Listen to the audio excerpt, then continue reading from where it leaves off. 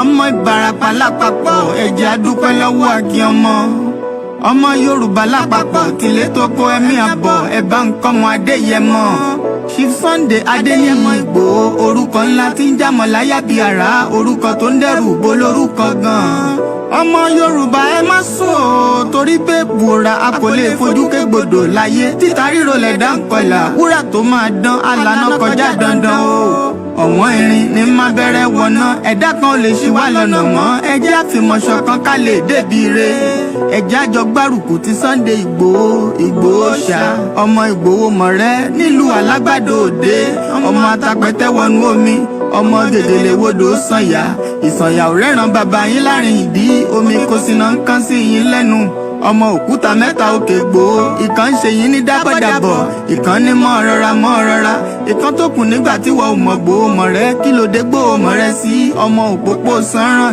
ìgbàgede Ìgbòho sùn wọn láláìsí bẹ̀rẹ̀ wọn ní kó ní bẹ̀rẹ̀ ó máa kó bẹ̀rẹ̀ lọ ẹ̀sìn òní bímọ méjì ní Ìgbòho mọ̀rẹ́ bẹ́sìn bá bímọ méjì ní Ìgbòho àfikàn pọpọ sí amúkan yòókù bọ sànyà àtúmúyà rẹ̀ tí ò lọ́rọ̀ gbọ́ àfiṣẹrù wálé wàrà mòjé ọmọ onílé ọlà àwọn àjòjì tó ń ṣe ségesège tọ́láwọn òní bomi kó sí mu wọ́n láwọn òní bomi sànyà wẹ́sẹ̀ ìgbà tójú kò fi rí ńkọ́ gbogbo wọn náà sáré bomi kó sí mu wọ́n sì bomi sànyà wẹ́sẹ̀ ọmọ abẹ́rẹ́ mẹ́ta òde ayé ọ̀kan ṣẹ́ ọ̀kan tẹ̀ ọ̀kan tó kù ní gbogbo ayé tí ránṣọ kiri gbogbo ọmọ Yorùbá Sunday Ìgbòho onírèlẹ̀ láéláé torí àbá lásán nìkan ń dá òkúta ò ṣe gbé fún wọn o ìmọ̀ràn lásán ni ti balùwẹ̀ kò pọ́sibú kó dòdò láyé ń bí ó kún díẹ̀ títọ́ domi láéláyé ìtọ́ mi lè domi Sunday Ìgbòho arógun má ti dí tó ń jà fẹ́tọ̀ Yorùbá ní tilé tó kó. So as we are getting ready for the afternoon program from here, it's just coming up to 2 o'clock in the afternoon. We go one more back so that then by the time I come back, I will prepare all the other platforms as well. Bear with us.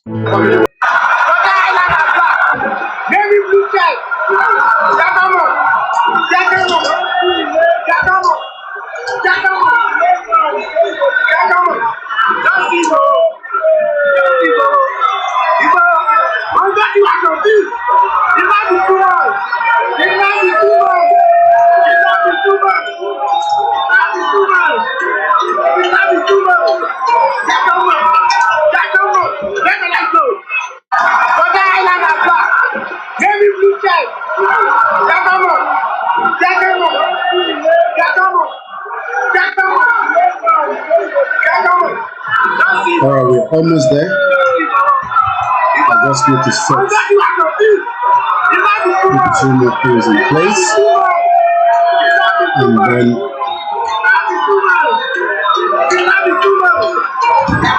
we can go through things.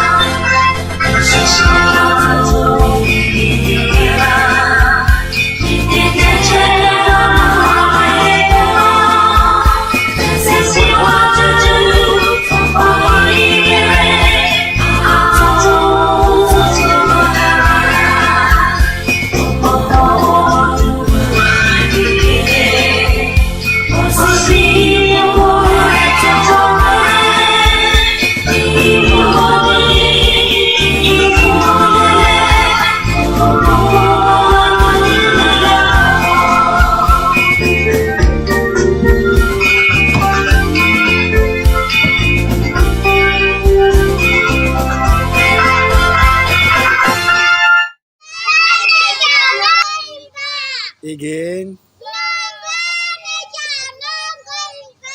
No going back. Ìgbòho òòṣà, iṣẹ́ rẹ̀ ń tẹ̀síwájú. Mr. Koiki ẹ ṣé o, àwọn ọmọ mi ló ń kí yín o. Àwọn ọmọ mi ló ń kí yín o. Lágbára Ọlọ́run, a máa délẹ̀ lérí o lórúkọ Jésù. Yorùbá nation.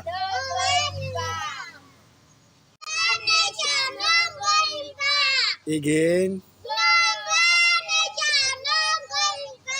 No going back. Ìgbòho òòṣà, iṣẹ́ rẹ̀ ń tẹ̀síwájú. Mr. Koiki ẹ ṣé o, àwọn ọmọ mi ló ń kí yín o. Àwọn ọmọ mi ló ń kí yín o.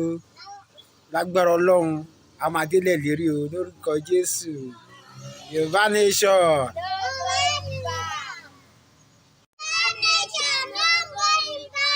Again. No going back. Ìgbòho òòṣà, iṣẹ́ rẹ̀ ń tẹ̀síwájú. Mr. Koiki ẹ ṣé o, àwọn ọmọ mi ló ń kí yín o. Àwọn ọmọ mi ló ń kí yín o. Lágbára Ọlọ́run, a máa délẹ̀ lérí o lórúkọ Jésù. Yorùbá ni. Mo kí gbogbo wa pé a kú bójú ọjọ́ ṣe rí ní gbogbo ibikíbi tọ́lúkálukú bá ti ń gbọ́ wa tí ẹ ti ń wò wá. Mo kí ọmọdé, ṣe láìkí design mi, ṣé mo ṣe dáadáa? Torí pé we are proud Yoruba nation agitators, and we are not coup plotters, and neither are we people that wants to overthrow the government. But we are those that are asking for the right, just as this country is also asking for their right. A very good afternoon if you're joining us from around the world. This is what we are fighting for. Let's start with this. Other countries were refused at first, but we have to remember, and this is a really important point, that self-determination is an inalienable international right and a law as well. And other countries will recognise Scotland's democratic choice expressed at the ballot box. They will recognise that because that is the route that many other countries have taken in order to become independent. And just to make that point, that international law is very pragmatic on that point, so we should have confidence in that. Other countries were refused at first, but we have to remember, and this is a really important point, that self-determination is an inalienable international right and a law as well. And other countries will recognise Scotland's democratic choice expressed at the ballot box. They will recognise that because that is the route that many other countries have taken in order to become independent. And just to make that point, that international law is very pragmatic on that point, so we should have confidence in that. If I may just... Sunday IGBOHO, yes. who was also arrested, right. I've written severally on it, that he should also, because his determination for Oduduwa Republic is not a crime known international law. And that's the point I'm trying to make. That's the point I'm trying to raise with you. If it were not signaled to non-state actors and other ethnic agitators that they can actually go ahead, in the event that President Muhammadu Buhari really responds to your appeal. Excuse me. Yeah. You and I, we are living in Nigeria. You are talking about harmless people who are not armed. Are you not aware that in this country, some Boko Haram, some people accused of Boko Haram were released and traded for others by way of a quid pro quo? They say, okay, release some of us, then we will release some of your detained citizens. Are you not aware that that has gone on in this country? So what is the bad precedent of saying a non-violent person should be released from detention, from illegal detention, a detention that the United Nations has been found to be illegal and to be unconstitutional and to be torturous? I do not see anything that is setting any bad precedent there in a situation where as a matter of fact, some Boko Haram and armed bandits are being released in exchange for some of their members, where kidnappers are demanding from parents of children they have kidnapped to buy tarodo, tatache, tomatoes, vegetable oil, palm oil, uba, to buy salt, to buy rice, for them, beans, yams, for them to feed their children so as to keep them alive, to enable the parents pay ransom for them. What is the long precedent here that we are just saying find a political solution by going through the tenets and the provisions of the law? I do not personally see anything wrong with that at all, and there's none that I know of. And I cannot see it leading to any floodgate or any resurgence by other people coming to say, criminals coming to say, oh, you must also give me reprieve. It does not happen that way. How many Nnamdi Kanus do you have in Nigeria? And how many Sunday IGBOHOs do you have in Nigeria? These are people who have carried the specter of their people on their heads, and they have become a metaphor for their self-determination struggle.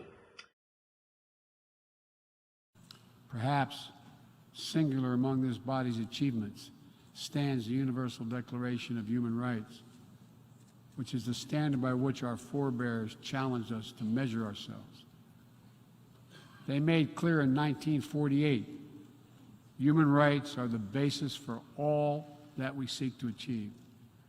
And yet today in 2022, fundamental freedoms are at risk in every part of our world, from the violations in Xinjiang, detailed recent reports by the Office of UN High Commissioner, to the horrible abuses against pro-democracy activists and ethnic minorities by the military regime in Burma, to the increased repression of women and girls by the Taliban in Afghanistan. And today, we stand with the brave citizens and the brave women of Iran who right now are demonstrating to secure their basic rights. But here's what I know. The future will be won by those countries that unleash the full potential of their populations, where women and girls can exercise equal rights, including basic reproductive rights, and contribute fully to building a stronger economies and more resilient societies, where religious and ethnic minorities can live their lives without harassment and contribute to the fabric of their communities, where the LGBTQ plus individuals live and love freely without being targeted with violence, where citizens can question and criticize their leaders without fear of reprisal. The United States will always promote human rights and the values enshrined in the UN Charter in our own country and around the world. Mo kí gbogbo wa níbi tí ẹ bá ti ń gbọ́ wa tí ẹ ti ń wò wá. orúkọ mi ni Ọláyọmí Kóìkì tí ọ̀pọ̀lọpọ̀ máa ń pè ní koikimedia. Àwọn kan á ní kokikimedia. Àwọn kan má tẹ̀ ń fẹ́ béèrè pé irú orúkọ wo ni koikimedia. Ọmọ Ìjẹ̀bú Òde, Ìjẹ̀bú Alárẹ̀, Ìjẹ̀bú Òde gangan. Ọmọ Yorùbá àtàtà, ọmọ Yorùbá tó gbà pé according to ti agbọ́lẹ́nu Joe Biden, alẹ́tọ̀ lóòótọ́, bẹ́ẹ̀ ni àwọn tí wọ́n disagree pẹ̀lú wa náà, àwọn náà lẹ́tọ̀ọ́. Ẹgbẹ́ tí Mike Okazime àbí kilo orúkọ máa ń jẹ́ Mike, the senior advocate of Nigeria, Ozekime, ẹgbọ́n tóun náà sọ nípa right wa fún self-determination. Lótìtọ́, ẹ jẹ́ ká farabalẹ̀. Ọ̀pọ̀lọpọ̀ ọmọ Yorùbá bí a ti ṣe ń sọ fúnra wa pé a máa kúrò nínú Nàìjíríà, ọ̀nà oríṣiríṣi la máa gbà. Ọ̀nà tá a máa gbà yẹn a gbọ́dọ̀ tẹ̀lé ìlànà tí àwọn tó ń darí ẹ̀ bá sọ fún wa. A dẹ̀ ń ṣe in tí ó máa wà against bó ṣe wù wá lọ́kàn. A gbọ́dọ̀ wà against àwọn tó jẹ́ olórí wa. A ní olórí tí wọ́n jẹ́ àwọn tó ń darí ètò Yorùbá Nation. Lákọ̀ọ́kọ́, ẹ máa jẹ́ kí n sọ òyìnbó nítorí àwọn tí wọ́n ti kọ átíkù lórí ìṣẹ̀lẹ̀ tí gbogbo wa ti ń gbọ́ awuyewuye ẹ̀. A bẹ̀rẹ̀ pẹ̀lú Elédùmarè, ọba àjọkẹ́ ayé, àṣẹ̀kẹ́ ọ̀run, ọba tó ní wá ní ti àwa tí mùsùlùmí ta máa ní assalamu alaikum wa alaikum salam wa rahmatullahi ta'ala wa barakatu. Ìjẹ̀sìn kan la gbé dání, ìjà òmìnira ni, ìjà future wa, ìjà heritage wa, ìjà identity wa. Mo lọ bẹ́ẹ̀ mo sọ pé èèyàn ní Kristẹni, happy Sunday. Ṣé àlàáfíà ni a tún bá yín yàtọ̀ sí Sunday tó kọjá tí a fira wa sílẹ̀? Bí o bá wo Sunday tó kọjá àti Sunday tìsín, ìwà máa dúpẹ́. Ọpẹ́ kí ló máa dú? Nítorí pé mo máa ń sọ ní gbogbo ìgbà, kò ń ṣe Nàìjíríà nìkan lèmi ti ń bọ́. Journalist kan tó ń ṣiṣẹ́ pẹ̀lú ITV, kọ́lọ́run ọba Elédùmarè kó tẹ sáfẹ́fẹ́ rẹ̀, obìnrin ni wọ́n ló jáde láyé. She was only 45 years old. Ó ti wà pẹ̀lú ITV for more than 20 years. Kódà, she was one of their health editor. Ó ti ṣiṣẹ́ oríṣiríṣi. Ìdí tí mo ṣe sọ pé ilé ayé tá à ń gbé yìí, ilé ayé tá a máa fi sílẹ̀ ni. Àmọ́ future tí à ń fẹ́, future tí ọmọ Yorùbá tó jẹ́ Christian tí kò ní wà terrorized.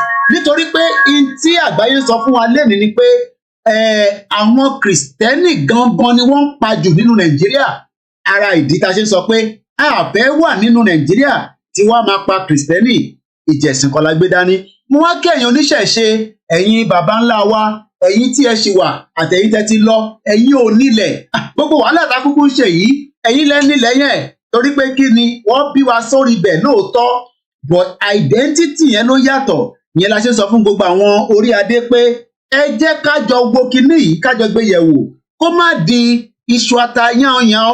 Lótìtọ́ lódodo, eré ìta fẹ́ sọ̀rọ̀ lé lórí, òun kọ́ la fẹ́ sọ̀rọ̀ lé tẹ́lẹ̀, but nígbà tí ìṣẹ̀lẹ̀ bá ti ń ṣẹlẹ̀, ó ti di dandan pé ká wá ṣe final analysis díẹ̀ lé lórí.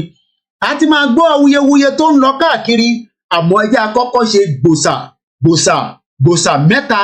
Gbòsà wo la fẹ́ ṣe? A fẹ́ ṣe gbòsà fún bàbá wa, bàbá dáadáa, bàbá lálùbáríkà, bàbá tó ń wọjọ́ ọ̀la. Bàbá yẹn tún sọ̀rọ̀ lánàá nínú ìpàdé tí a jọ wà nínú ẹ̀.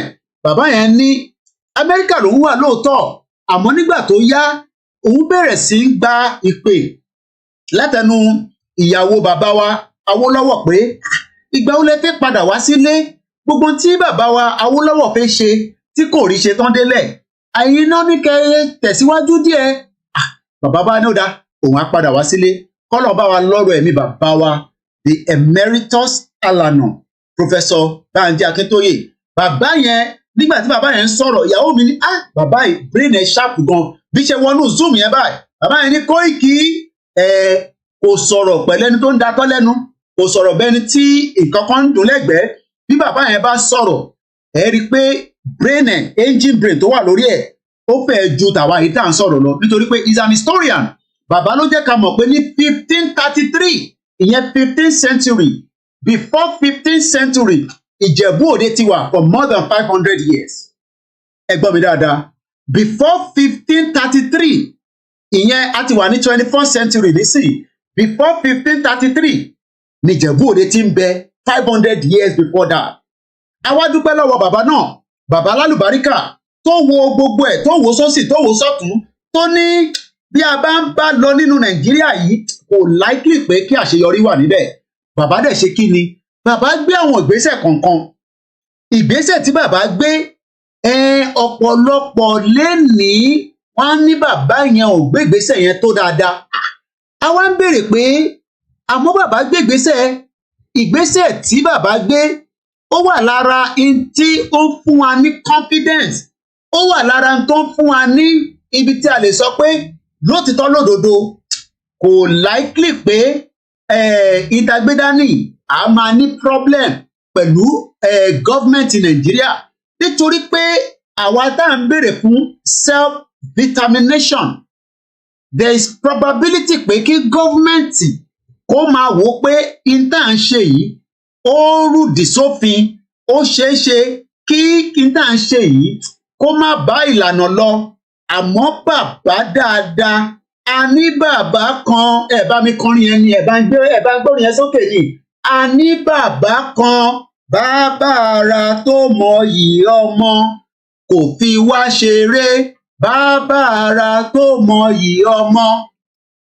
A kí bàbá kan, bàbá ara tó mọyì ọmọ, kò fi wá ṣeré, bàbá ara tó mọyì ọmọ. Bàbá tó mọ àrà, tó mọ ibi tí ó lè fi àrà sí. Àmọ́ òun sọ pé tí a bá fẹ́ jẹ́ kí àrà ọmọ Yorùbá kó jáde, àfi ká kúrò nínú Nàìjíríà.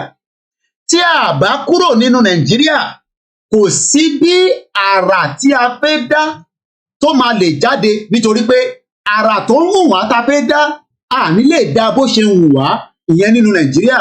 Bàbá yẹn wá ṣe gbogbo ètò, ó wá bẹ̀rẹ̀ sí í ṣètò yẹn. Ọ̀pọ̀lọpọ̀ rò pé bàbá Akíntóyè ẹni tí ó ṣẹ̀ jáde sí ọmọ àná ni. Kódà ẹlòmíì ò mọ̀ pé bàbá Akíntóyè ti ń sọ̀rọ̀ kó tó di pé wọ́n wá Nàìjíríà. Ó ti kọ̀wé ní ọ̀pọ̀lọpọ̀, ó ti kọ more than 400 different articles ní pépà. Àwọn professor máa ń pè ní pépà. Tó bá níyàn kọ pépà, ẹni tó kọ nǹkan tí gbogbo àgbáyé fẹ́ mọ̀ tó kọ, òun ni bàbá Akíntóyè.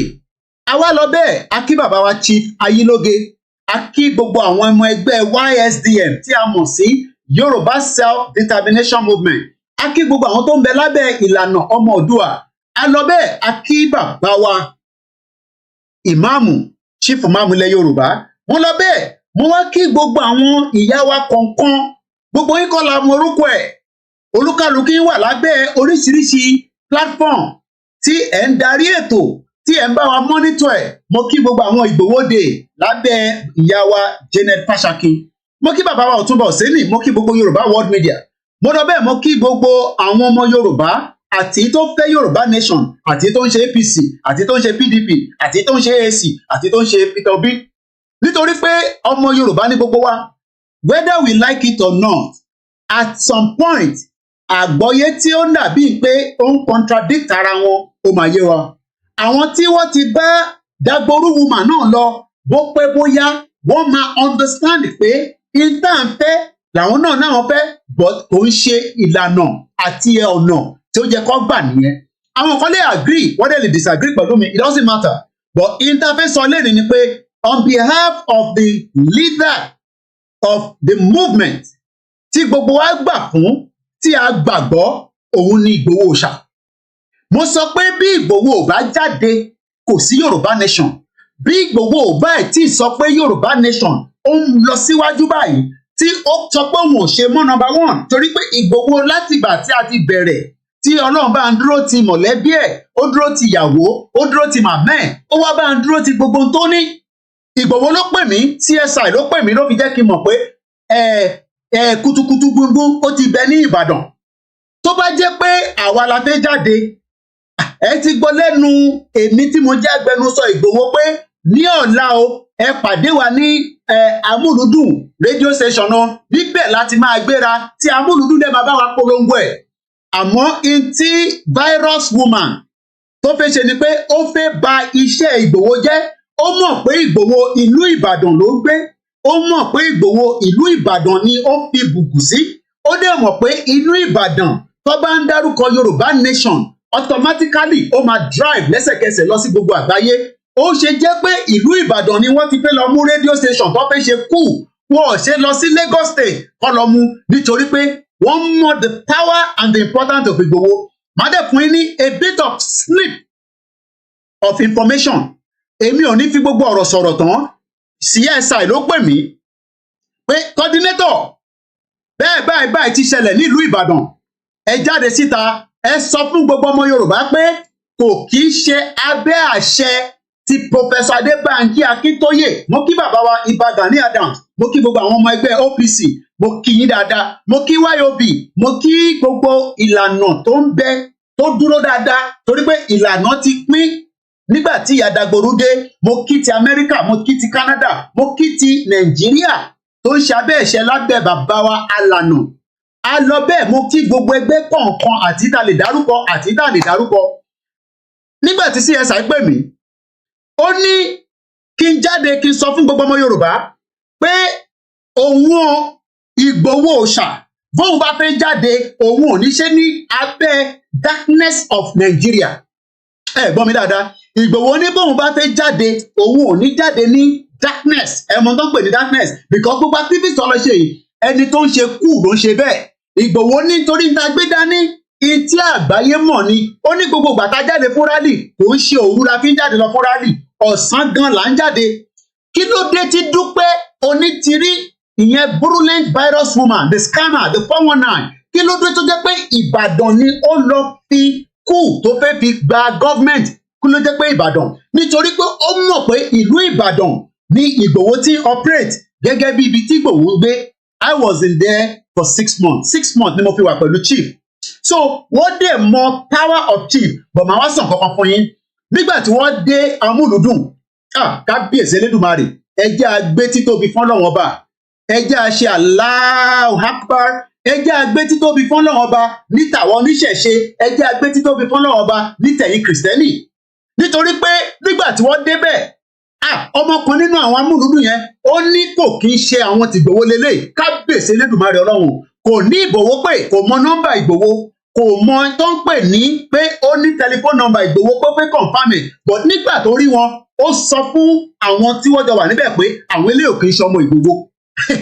Àwọn kan náà ọmọ Ìgbòho ni, wọ́n ní náà kò ń ṣe ọmọ Ìgbòho nítorí pé platform Yorùbá nation ó ti pín sí méjì. But àwọn táwọn rí yo wọn ò ṣe ọmọ Ìgbòho. Nígbà tí wọ́n dẹ̀ máa ṣe confirmation yẹn, mo wá mọ̀ bó ṣe gẹ́ẹ̀tì CSI, bọ̀ wọ́n rí CSI bá sọ̀rọ̀. Ọlọ́pàá kọ́kọ́ fẹ́ fì sẹ́yìn pé àbáwọn ọmọ Ìgbòho ni. Nígbà tí ọlọ́pàá wá gbọ́ pé kò ń ṣe ọmọ Ìgbòho nítorí pé Ìgbòho ti sọ fáwọn ọmọ ẹ̀ pé ìtọ́gbé dání ẹ má àtàkọ́ ọlọ́pàá. Tó bá jẹ́ pé rọ́ọ̀nì mò ń pa gbogbo ẹni tí ó tẹ̀lé wa ní 6 months tí mo fi wà ní Nàìjíríà, ẹ jáde àbí kẹ́ mú rẹ́kọ̀dì pé a ní kẹ́ lọ àtàkọ́ ọlọ́pàá. Kò síbi kankan tí ẹ ti ní èmi jáde ní kọ̀rọ̀ ní gbangba tí mo sọ fún yín pé tẹ́ bá ti ń jáde lọ fún rally o, ní kékeré rally, ní small rally, ká lọ àtàkọ́ ọlọ́pàá. Chief make sure ó ń fi tó mi létí ní gbogbo ìgbà pé máa sọ fún àwọn ọmọ wa tó ń jáde pé wọn ò gbọdọ̀ bá ọlọ́pàá jà nítorí pé ọlọ́pàá kọ́ ni ó ń disturb wa. Ìyà ṣẹ́dá àwọn ọlọ́pàá tẹ́ ń gba 100 naira lójú títì, ìyà náà ló ń jẹ wọ́n. Bí ó bá tọ́jú ọlọ́pàá ni, ọlọ́pàá ní máa gba 100 naira. But what we have seen is that Dupe Onitiri ó tún fẹ́ ṣe ń tán pè ní àkóbá àdábá fún Dr. Chief Sunday Igboho. Ẹ gbọ́ mi dáadáa. Ṣẹ́rí èyí tí ẹ mọ understanding tó ń lọ lẹ́yìn, kò ń ṣe gbogbo nǹkan la máa sọ fún yín. Ṣẹ́rí Dupe ó ń play game kan, ó mọ influence Igboho, kò ṣe lọ ṣe ní Kwara State. Ó ṣe jẹ́ ìlú Ìbàdàn ló ti fi lọ gba Coup tó fẹ́ fi overthrow ní government. Ẹ tí gbọ́ mi dáadáa. Dupe Onitiri ìyẹn virus woman yẹn tó ń pè ní scammer, ó mọ̀ pé Ìbàdàn ni òun ti lè lọ ṣe Coup tó dẹ̀ máa connect mọ́ Ìgbòho. Gbogbo pépà tó jáde lẹ́nìí wọ́n ò dárúkọ Dupe. Gbogbo pépà tó jáde lẹ́nìí lórí pé wọ́n lọ àtàkì Amuludun 91.1 FM wọ́n ò dárúkọ Dupe Onitiri. Wọ́n kàn sọ pé àwọn Yorùbá nation. Àwọn wà ní Yorùbá nation. Ṣèbí Ìgbòho ló gbé Yorùbá nation lábẹ́ àṣẹ tẹ̀lé bàbá wa alànà Professor Banji Akíntóyè àti gbogbo àwọn tó wà lábẹ́ wọn. Gbogbo Ìbàdàn ká kọ́kọ́ máa ṣe rally. Èmi wà nílé. Gbogbo àtà máa kọ́kọ́ ṣe rally gbàrà after the Ninas. Ká ṣe Ninas. Ninas yẹn àti bá dé January, February, March. Wọ́n wá ní ó tún kù 1 month. A push ẹ lọ sí April. A fún wọn another 1 month. After 1 month, a ṣe rally kan ní Ìbàdàn. So, Ibadan has always been our base for the Yoruba land. Ó fẹ́ fi Ìgbòho, ó fẹ́ fi into lọ ṣe yìí. Kọ́ lè sọ pé àwa Yoruba nation Coup la wá ṣe. Gbọ́ mi yé, I'm not going to go into all the details. I am not talking from Inti èmi àti CSI tájọ sọ̀rọ̀. CSI ló pè mí láti Benin Republic. In tó dẹ̀ bá mi sọ is not for public consumption. But in tó ṣẹlẹ̀ lẹ́ni mọ implication ẹ̀. In tó kọ̀ rọra ṣẹlẹ̀ tẹ́yìn rò pé is a small thing. Mọ implication in tí Dupe Onitiri tó tuntun ṣe lẹ́ni. You will never know. But lọ́jọ́ iwájú I break it down fún yín. Mo sọ fún yín pé kò ń ṣe gbogbo ọ̀rọ̀ la máa gbé jáde. But one thing is Dupe Onitiri fẹ́ make sure pé United Nations ó pick Ìgbòho as a coup plotter. Ẹ gbọ́ mi dáadáa. Dupe Onitiri ó fẹ́ jẹ́ kí United Nations tí bá dẹ̀ jọ pé United Nations mo sọ pé gbogbo country tó ń bẹ lábẹ́ United Nations ni mo mí nìyẹn. Ó fẹ́ jẹ́ kó pick Ìgbòho as a coup plotter. Ṣé mọ̀ pé Buhari ẹ jẹ́ rewind ẹ̀ díẹ̀ sẹ́yìn ẹ jẹ́ gbé wá sẹ́yìn díẹ̀ kẹ́ lè ní understanding tí mo sọ. Ṣé rántí pé expectation ní federal government ẹ rántí pé expectation federal government ni pé tó bá lọ ká Ìgbòho mọ́lé ní July 4th á pa sójà. Tèmi àti chief tá a bá ń sọ̀rọ̀ yẹn nígbà tá a bá sọ̀rọ̀ pé ìtí government fẹ́ kóhun ṣe ni pé kó pa sójà kó wá display sójà síwájú kámẹ́rà. Ṣé mọ̀ pé nígbà tó máa display àwọn tó kó lọ ní Ìbàdàn wọn ò rí sójà kankan display. Buhari has just 24 hours láti kúrò ní government. Ẹ mọ in tó ṣẹ̀ṣẹlẹ̀ lénìí. Mo sọ lẹ́ẹ̀kan sí pé ẹja dúpẹ́ fọ́lọ́run ká dúpẹ́ fún Elédùmarè. Ìta sọ yìí, ìta rárá sọ yìí, òun kọ́ la máa sọ nísìn. But I won't go further than intí mo kọ̀ rárá mention yìí. Ọlọ́gbọ́n la máa calculate, òmùgọ̀ la máa ní túbọ̀ ṣàlàyé díẹ̀ sí. International news epic story yẹn pé wọ́n ti overthrow government ní Nàìjíríà. CSI dẹ̀ ló mọ̀ pẹ́.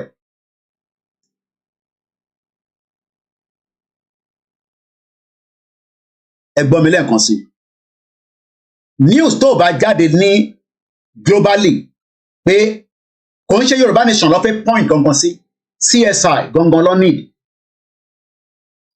Wọ́n need CSI láti instigate CSI mọ́ Coup tó lọ ṣe nìbàdàn lénìí.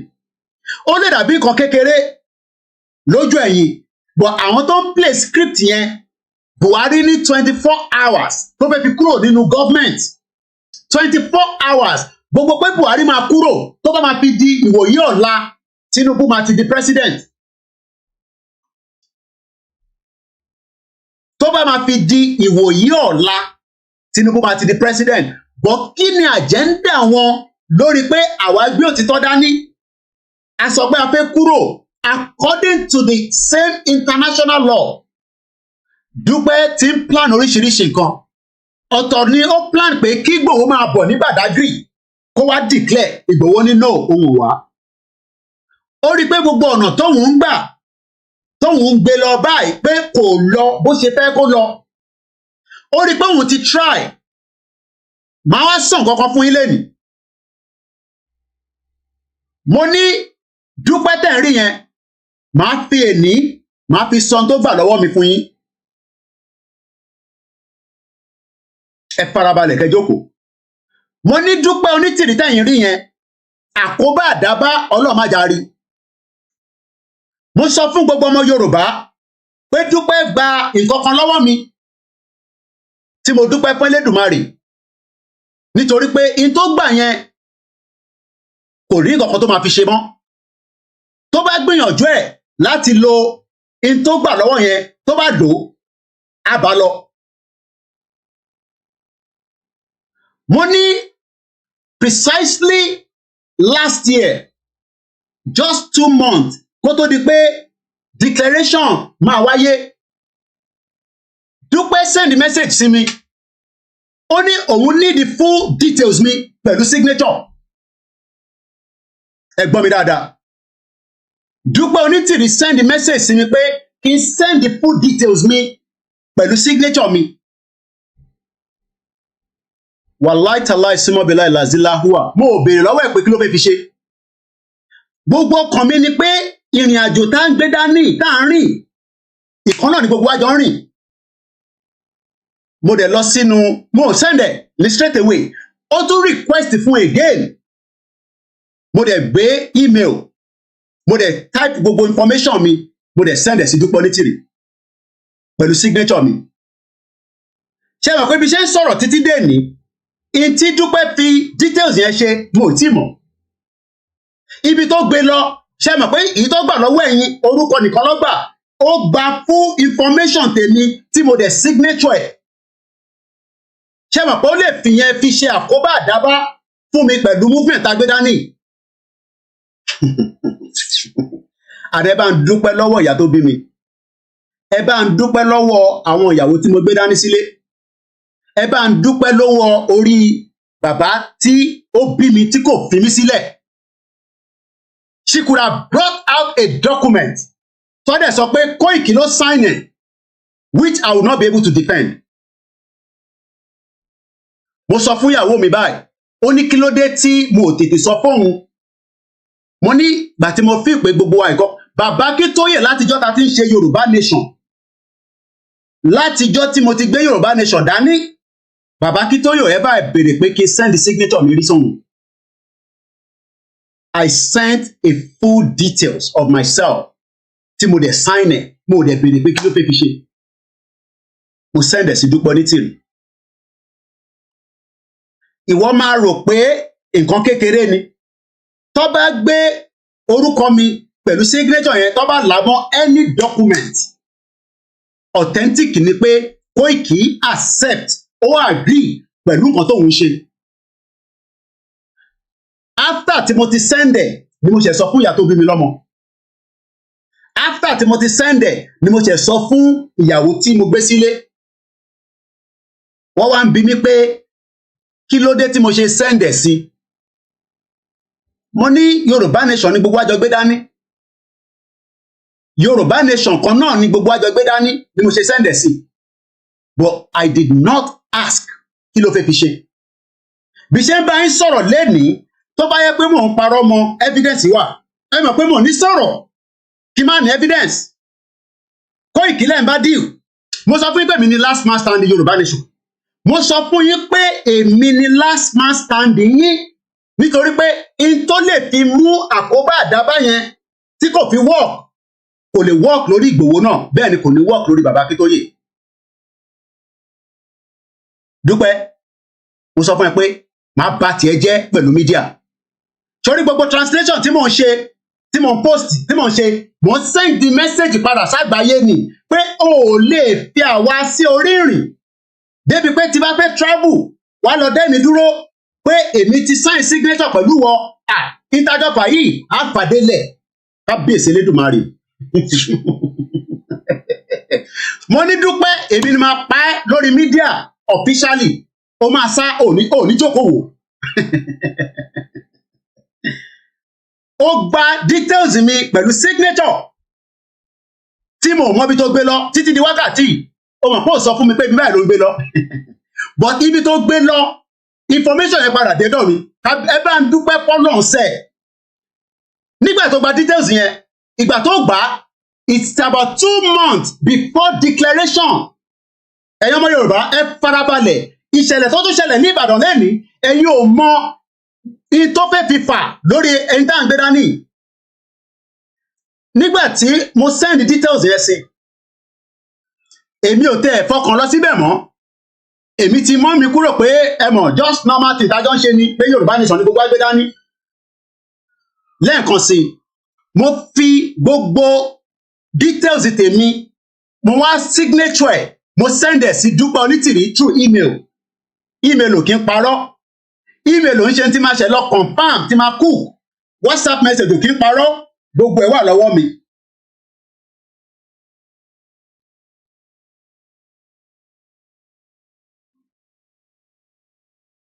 Níbo ló gbé information mi lọ?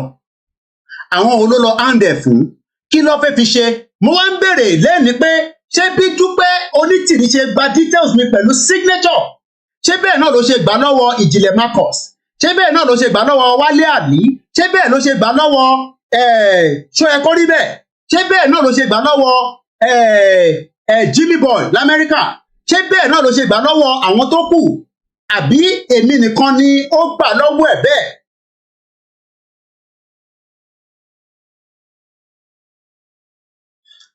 Nígbà tó wá ti ń di pé a month kọjá, around September, mo ń bọ̀, around September ni mo send information ẹ̀ sí, but I want to confirm, mo lọ sínú email mi lẹ́yìn Onitiri. Abájọ tó ṣe máa ń wá sórí status mi continuously. She kept coming on. Okay then, ó ń wá sórí status mi continuously. Mo ń bí mọ́ sí mi pé kí ló wá ṣe lórí status mi? Because ó fẹ́ mọ tí mò ń ṣe continuously. Mo kí gbogbo ọmọ Yorùbá. Ànẹ́bá ń dúpẹ́ lọ́wọ́ Ọlọ́run sẹ́. Ẹ bá kọ̀ rí document ọmọ kó jáde tó máa sọ pé Ọláyọmí Kóìkì sign Yorùbá nation out. Pé òun ṣe Yorùbá nation mọ́. Ọláyọmí Kóìkì sign Yorùbá nation. Only add anything more. And that would have been the end of me. Àwọn tájọ wá ń ṣe Yorùbá nation. Àwọn wa máa béèrè pé Kóìkì ṣebí signature lélẹ́yìí àbí ṣé kò ń ṣe signature ẹ̀? Torí pé tíyàn bá ti lè fi signature lé lórí, ó ti fi òǹtẹ̀ lé lórí nìyẹn. Àṣé ìgbà tó ń gba kinní yẹn lọ́wọ́ mi, ẹ mọ̀ pé kò ń ṣe ní la fẹ́ disclose yẹn tẹ́lẹ̀. But nítorí pé tí chief tún sọ fún mi lẹ́nu, kódà ọ̀rọ̀ tí mò ń sọ yìí, chief gan mo ever discuss ẹ̀ pẹ̀lú chief. Nígbà tó wá di pé declaration yẹn tó ń wá ṣe ní November, before that declaration, èèyàn kan pè mí, ó ní Kóìkì, ó ní wọ́n máa declare Yorùbá nation. Mo náà wo, ó ní wọ́n máa declare Yorùbá nation. Ó ní but àwọn èèyàn ńlá, àwọn èèyàn jàǹkàn pẹ̀lú sójà pẹ̀lú oníkan ló wà lábẹ́ ẹ̀. Mo ní ṣé àwọn bàbá Akíntóyè? Ó ní no. Ó ní àwọn another group tẹjọ ń ṣe Yorùbá nation. Kò dárúkọ Dupe Onitiri.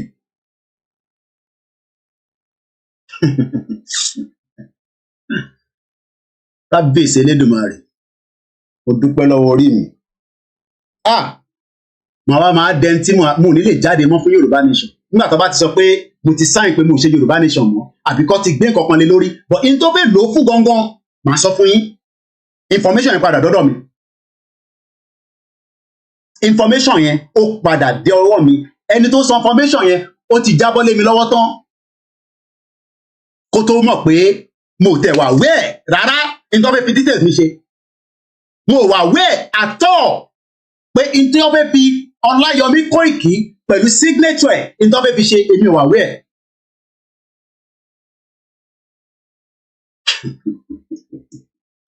Dúpẹ́, mo sọ fún ẹ pé wà sáré. Èmi kọjá ẹni tí o máa dẹ́rùbà. Kọ́ọ̀lù yẹn wọlé bẹ́ẹ̀. Nígbà tó di time tí gbogbo ọ̀rọ̀ declaration máa wáyé, wọ́n ti boycott èmi. Kò bá mi sọ̀rọ̀ again. Communication ti stop lórí WhatsApp tá fi ń bára wa sọ̀rọ̀. Ìyẹn Dupe Onitiri kò communicate pẹ̀lú mi mọ́. Bí àwọn ti fún ní information pé bọ̀bọ́ yóò ní tẹ̀lé yín. má tún fún ní more information kankan mọ́. Ibi tẹ́ sọ̀rọ̀ dé mọ́, ibẹ̀ ni kó dúró sí, má bàa sọ kankan mọ́. But ẹ rántí pé ó ti gba details mi. Kò sọ̀rọ̀ mọ́. Mo mọ̀ gbà tí communication wa tó end lórí WhatsApp. Sami Japan, màá dárúkọ ẹ̀. Sami Japan wá pè mí níjọ́ kan, àwa ń sọ̀rọ̀ lọ. Sami Japan wá sọ fún mi pé details mi tí mo fi sílẹ̀ pé mo wà lára àwọn tó máa declare Yorùbá nation, tó máa sign signature pé wọ́n fẹ́ Yorùbá nation. Sami Japan ló fún mi ní information yẹn. Ẹ̀rí Sami Japan bó ṣe close mọ́ Aláyé, ó close mọ́ Dupe Onitiri. Ìfẹ́ Yorùbá nation ló nílò tọ́.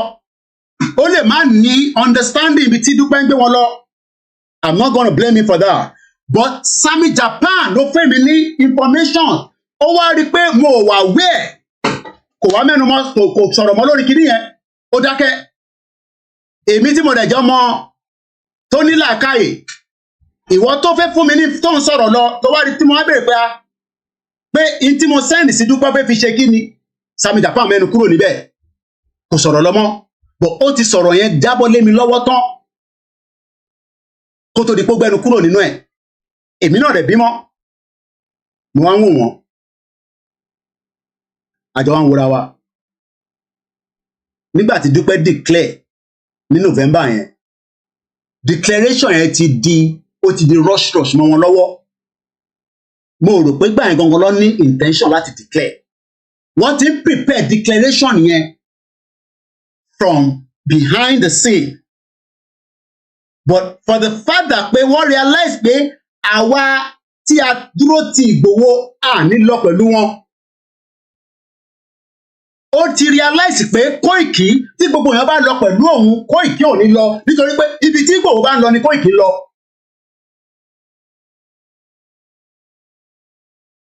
Eventually, wọ́n slow down declaration yẹn. Nígbà tó wá rí pé àwa ti determine pé ní December, whether they like it or not, a máa jáde tán. Mo sọ fún yín pé fáìlì yàn sí lọ́wọ́ mi ní bíbá. Ẹ rántí pé mo ní mo bá professor ṣe meeting, táwa nu meeting kan tí wọ́n ń bi professor pé báwo ni rally yẹn ṣe máa lọ. There was a full determination pé ní last year December yẹn a máa dé Lagos State. So Dupe gbọ́dọ̀ ṣe in tó máa slow down movement yẹn, which was exactly what she did. So bó ṣe declaration yẹn went into àwọn èèyàn bẹ̀rẹ̀ sí bẹ̀rẹ̀, àwọn kan agree pẹ̀lú ẹ̀. Àwa padà sí round table, àwa nínú gbogbo tá a bá fẹ́ ṣe à slow down. Gbogbo tá a bá fẹ́ ṣe à slow it down, ní go further mọ́. I don't want to go into all the details. In tèmi àti CSI ń sọ, mo sọ fún yín pé àárín èmi àti CSI kò tí sí bàbá ńlá ẹni náà níbi ilé ayé yìí tó máa dàrú. Ibi tó bá ń lọ ni mò ń lọ, ibi tóun náà bá ń lọ lèmi náà ń lọ. Tàdé ń tẹ̀lé bàbá Akíntóyè.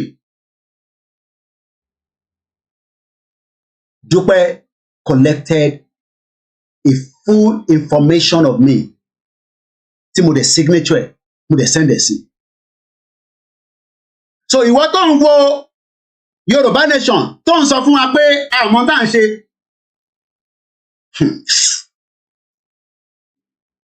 Dupe tẹ̀ ń rí yẹn, she's more than a fraudster.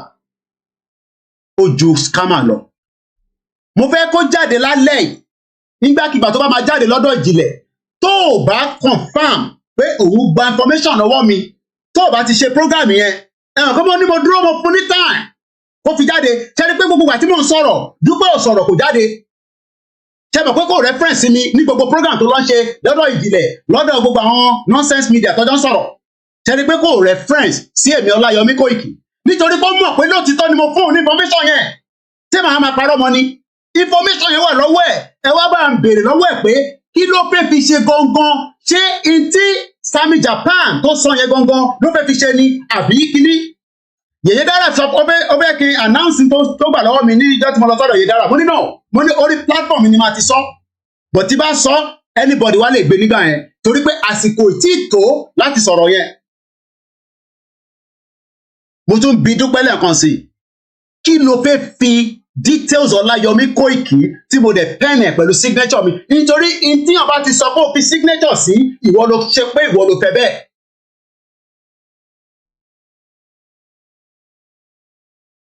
I am asking again. Ṣé ọwọ́ èmi nìkan ló ti gba irú information yẹn àbó gbà lọ́wọ́ Sami Japan náà ṣó gbà lọ́wọ́ Ìjìnlẹ̀ ṣó dẹ̀ gbà lọ́wọ́ ṣó yẹ kó rí bẹ́ẹ̀? Ṣé mọ̀ pé ọ̀tọ̀ ní 5 million tẹ́yìn stand sọ fún pé data yẹn ibi tí Dúpẹ́ gbé lọ 20-30 years from now ọlọ́mọ ẹ̀kọ́ di àkóbá sí wa lọ́rùn ẹ̀ ń sọ fún wa pé ká ṣọ́tọ̀. Èmi wá ń wo àwọn tó ń sọ bẹ́ẹ̀ mo wá ń wò pé ìjẹ́wọ̀ ọmọ tó gbà lọ́wọ́ ẹ̀mí ṣá ètò gbà lọ́wọ́ mi tí mo sọ fún gbogbo ọmọ Yorùbá pé màá sọ níjọ́ kan nìyẹn. And the question is, why is she doing all this? Kí ló fẹ́ fi gbà? Tó fẹ́ fi ṣe àkóbá àdábá Fẹ́mi? Tó fẹ́ ṣe àkóbá àdábá fún Ìgbòho? Tó fẹ́ ṣe àkóbá àdábá fún Professor Akintoye? Nítorí pé kò ń ṣe gbogbo ẹnu. Tọ́ba ti mú àwọn mẹ́tẹ̀ẹ̀ta yẹn ẹ forget it. Yorùbá nation ma go down a little bit. Tọ́ba mo sọ fún yín pé ìgbà tí Ìgbòho tó máa mú Ìgbòho ní Benin Republic ọ̀sánjọ́ yẹn lèmi fly out kúrò ní Benin Republic alẹ́ ní ṣíìpù kúrò transit ni mo wà ní ṣíìpù ń pè mí pé òun máa fira òun sílẹ̀ mo ní ṣíìpù ẹ bá fira ẹ sílẹ̀ wàhálà tún máa ṣẹlẹ̀. I was there mo sọ fún yín pé nígbà tó mú chief ní July 1st mo wà lára àwọn tó rí chief confam kò ń ṣe pé wọ́n ṣe máa sọ yẹn mo rí chief ní July 1st mo padà sí UK ní June before June 12 rally ìtàn fẹ́ ṣe ní Central London mo ò lè jáde nítorí COVID inú ilé ni mo wà mo sọ fún chief pé èyí tá a máa ṣe lẹ́kọ̀ọ́ èmi àti yín lájọ máa wà ní front ìyí tó bá fẹ́ ṣẹlẹ̀ sí yín kó ṣẹlẹ̀ sẹ́mi náà mo sọ pé àwọn èèyàn lórí kí máa sọ mo ní màá gba bullet fún chief kàkà kó pa chief èmi á gba bullet fún kóhun sì lè máa continue Yorùbá nation. Mo sọ fún yín pé àwa mẹ́ta péré ni wọ́n fẹ́ pa èmi chief àti Professor Banji Akintoye wọ́n mọ̀ pé tó bá ti mú àwọn mẹ́tẹ̀ẹ̀ta yẹn kúrò lọ́nà Yorùbá nation tá à ń sọ yìí á reduce to some extent. Mo sọ fún yín pé north ni wọ́n ti fún wa ní information pé gbogbo program tí mò ń ṣe títí di wákàtí wọ́n rìkọ́dẹ̀ pẹ̀lú Sultan of Sokoto nínú palace. Mo sọ fún yín pé èmi ni last man standing èmi ni máa pa gbogbo yín pátápátá. Dúpẹ́ èyí tó ṣe ó gbìyànjú lóòótọ́ ó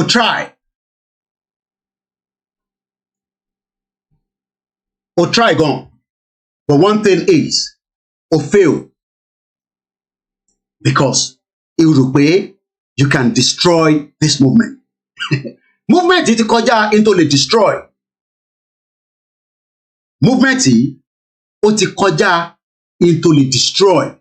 Tó bá dẹ̀ fẹ́ destroy movement yìí mo kọjá ẹni tó máa destroy confam mo sọ fún ẹ. Mo kọjá ẹni tó máa destroy. Mo kọjá ẹni tó máa destroy. Ìyá tó bí mi lọ́mọ kò dúró òun náà ń bẹ Ọlọ́run pé ìtọ́mọ ẹgbẹ́ dání ó gbọ́dọ̀ ṣàṣeyọrí lórí ẹ̀.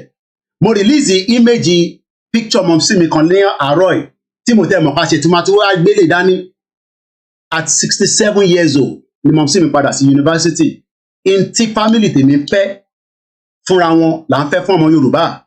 Mo sọ fún yín pé 2010 last born wa tó yẹ kó wọ́n bí sí bíbáyìí tó ti padà sí bíbáyìí ní the 90s ó ti dé kémi tó dé ó padà sí Nàìjíríà ní 2010 ó fẹ́ lọ ṣe in tó máa ran ilẹ̀ Yorùbá lọ́wọ́ àbí ta lè sọ pé Nàìjíríà ní 2010 ọdún méjì ló lò ní Nàìjíríà ìyàtọ̀ fi jẹ́ gẹ́gẹ́ bí ọmọ British tó ní the same thing Àdùnní tó ń ṣe fíìmù yẹn ẹni pé bó ti fẹ́ destroy ẹ̀ àwọn lórí burúkú ọmọ Yorùbá ní Hollywood. Àdùnní tó padà sí tó kúrò l'Amẹ́ríkà ó padà sí Nàìjíríà ìyẹn girl yẹn woman ni Àdùnní ẹ̀ kò ṣe girl woman ni ṣẹ́ni pé ó fẹ́ destroy ẹ̀ nígbà tí Murphy kú the same way tó ṣe fẹ́ make sure wọ́n destroy younger sister bí torí pé wọ́n fẹ́ kó rí kankan ṣe nígbà tó lọ ní 2010. Ó wá dúró títí nígbà tó dọdún méjì àbúrò mi tó lọ sílé torí àbúrò mi àwọn ọ̀rẹ́ ẹ̀ tọ́jọ́ ń gbé ní UK àwọn 5 ló relocate padà lọ sí Nàìjíríà ní 2010 nítorí pé wọ́n lè believe pé òun padà lọ sí Nàìjíríà ó relocate ó tún mọ ọmọ tó bí ọmọ bíbí inú ẹ̀ ìyẹn last born wa ó mú padà lọ sí Nàìjíríà wọ́n jọ ń gbé níbẹ̀ ó gba school fún ó wá ń bá wọn fà á pé sẹ́ àníyàn ń jẹ́ àwọn ọmọ kéékèèké ẹjẹ́ àṣẹ policy tó máa ní impact láyé wọn. Mo sọ fún yín pé ẹ mọ family tẹ̀ ń dín pẹ̀lú ìdágbédá ni àwa ti tá tán ni àwa ti ṣe tán pé it is either Yorùbá nation or no Yorùbá nation but a máa lọ àlànà ló máa lead the Yorùbá nation nothing more than that. Kò sẹ́ni kankan tó máa lead the Yorùbá nation tó ò bá sí Ìgbòho níbẹ̀ tí tó bẹ́ẹ̀ ni mo sọ fún yín tí kò bá sí Ìgbòho òòṣà pé kò tẹ̀ ó wà níbẹ̀ nìkan ó kàn fún aláṣẹ pé ká sì máa ṣe rálì lọ níta lè máa ṣe lọ kò tí ì sọ ọlọ́pàá náà tó máa dá wa dúró. Bọ́lá Ahmed Tinubu ò lè dá Ìgbòho dúró bó ṣe wà yẹn mo sọ pé kò tó bẹ́ẹ̀ ó mọ ẹni tó ń pè ní Ìgbòho. Mo dúpẹ́ lọ́wọ́ bàbá tó bí mo dúpẹ́ lọ́wọ́ ìyá tó bí mo dúpẹ́ lọ́wọ́ àwọn ìyàwó ẹ̀ tó fa bàbá lé wa lọ́wọ́ torí pé tíyàwó bá sọ pé náà Ìgbòho ò lè ṣe tó ń ṣe kò sí nǹkan tá a máa ṣe sí ìwọ ọmọ tó ń lose ẹ wá tó wá fẹ́ ṣe àkóbá fún lẹ́nu ẹ fẹ́ yẹ kó sọ Ìgbòho di terrorist so that international community á lè sọ pé under 24 hours tí country fẹ́ change the government Ìgbòho wá ṣe kí ni ó fẹ́ overthrow government ìyẹn lẹ́yìn fẹ́ ẹ fẹ́ kó bá Ìgbòho ẹ lè kó bá Dr. Chief Sunday Ìgbòho kò tó ẹ̀ tó bẹ́ẹ̀ nítorí pé in tó ṣẹlẹ̀ ní Ìbàdàn lẹ́nu kí ló dé tó jẹ́ pé Ìbàdàn ni Dúpẹ́ gbé agenda yẹn lọ kí ló dé tí kò gbé lọ sí Lagos State there is a lot of radio station in Lagos State kí ló dé tí kò gbé lọ sí Kwara kí ló dé tí kò gbé lọ sí Ogun State ṣebí ọmọ Ogun State ní ọ̀pọ̀ ẹ̀ kí ló dé tí kò gbé lọ sí Ogun State ó ṣe jẹ́ pé inú Ìbàdàn ni ó gbé lọ. Ẹ jẹ́ ká lọ sínú ètò mo sọ fún yín pé Dúpẹ́ wàá sáré ibikíbi tó bá wà tún lọ kọ̀nsọ́ọ̀tì àwọn oracles ẹ̀ lọ kọ̀nsọ́ọ̀tì wọn dáadáa wàá bá mi níbẹ̀ wàá bá mi níbẹ̀ mo sọ fún ẹ pé àìsùn ni àwọn ìyàwó tèmi náà ń ṣe àwọn náà dúró àìsùn katakata ní tẹ́mi bá ń sùn àwọn ń ṣe àdúrà lọ́wọ́lọ́wọ́ mo sọ fún ẹ níta gbé dání ẹ̀yin ò mọ tí wọ́n fi ń kàn wá lára mo sọ fún yín pé kò ń ṣe èmi ò ní ìwé tí mo fẹ́ kọ nísìn èmi ò ní ìwé tí mo fẹ́ kọ eléyìí tá a ṣiṣẹ́ lọ́wọ́ ẹ jẹ́ ká máa bá lọ ẹ ka oríṣiríṣi but for now Yorùbá nation no going back Ìgbòho sọ pé no going back bàbá Akíntóyè lánàá nínú meeting bàbá ní no going back náà ní sẹ́ẹ̀ no going back náà ni it is fight to finish but in a constructive way. Oh yes, because federal government expected Chief Sunday Igboho doctor to fight back ní July 1st. Igboho tó bẹ́ẹ̀ ojú bẹ́ẹ̀ lọ tó bá yẹ kó fẹ́ jà. Mo ní kí ni ó tó bẹ́ẹ̀ ojú bẹ́ẹ̀ lọ àmọ́ ọlọ́pọlọ ni. Agbákọ̀ kan ní kó tó di pé gbogbo wàhálà yẹn ṣẹlẹ̀ láti America from intelligence. Wọ́n ní ká lọ register ara wa torí pé èmi àti Igboho are threat by the federal government pé ká lọ register ara wa ká try ká dé mo ní go too much detail pé ká lọ register o pé because wọ́n máa wá èmi àti Igboho wọ́n máa take wa out and that was the period tí gbogbo July 1st yẹn fi dé bàbá yẹn wọ́n lè máa gbọ́ mi báyìí pé Kóìkì àwọn bẹ́ẹ̀ ni ìwọ àti Igboho ẹ kúrò nínú Nàìjíríà èyí tẹ́ ṣe tó nínú Nàìjíríà ẹ ti pariwo ju bó ṣe yẹ lọ nínú Nàìjíríà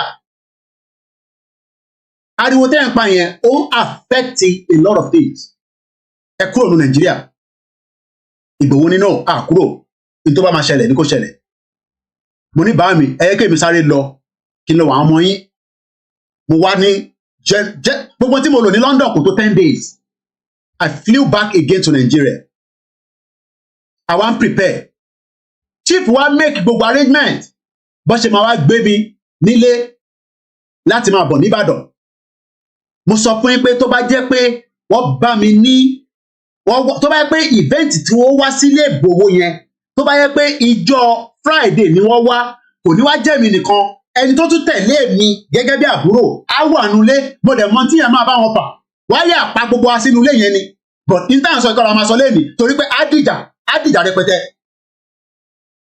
ẹ̀mí máa sùn ni ẹ̀mí máa sùn but á dìjà rẹpẹtẹ intan dẹ̀ ń fà yìí á tún ti di nǹkan míì á ti di wàhálà but Ọlọ́run slow èmi down for 24 hours gbogbo arrangement yẹn àwọn security tó máa wá gbé mi mo ti sọrí but kò ní wá jẹ́ mi nìkan àbúrò mi máa wà níbẹ̀ ìyàwó ẹ̀gbọ́n mi máa wà níbẹ̀ torí àwọn tí mo ní kó pàdé mi náà kájọ pàdé nílùú Ìbàdàn torí pé Èkó là ń lọ pé a máa dé in tó bá fẹ́ ṣẹlẹ̀ Ìgbòho sọ pé a máa dé Èkó yẹn pé in tó bá fẹ́ ṣẹlẹ̀ Èkó yẹn a máa débẹ̀ ní July 3rd but they came down just about 72 hours ẹ tún àwọn ohun tó ṣẹlẹ̀ nílùú Ìbàdàn lẹ́nìí Dúpẹ́ knew that ìgbà tí wọ́n ti rí Ìgbòho pa sínú ilé ní July 1st tí òun ti join wa tó ti bẹ̀rẹ̀ sí kúkú oríṣiríṣi rọ́ tó ń kúkú rọ́ ranù pẹ̀lú gbogbo àwọn nonsense àwọn ọmọ mi ayọ̀ born bastard ní gbogbo yín tó ń kúkú rọ́ ṣì fún gbogbo wọn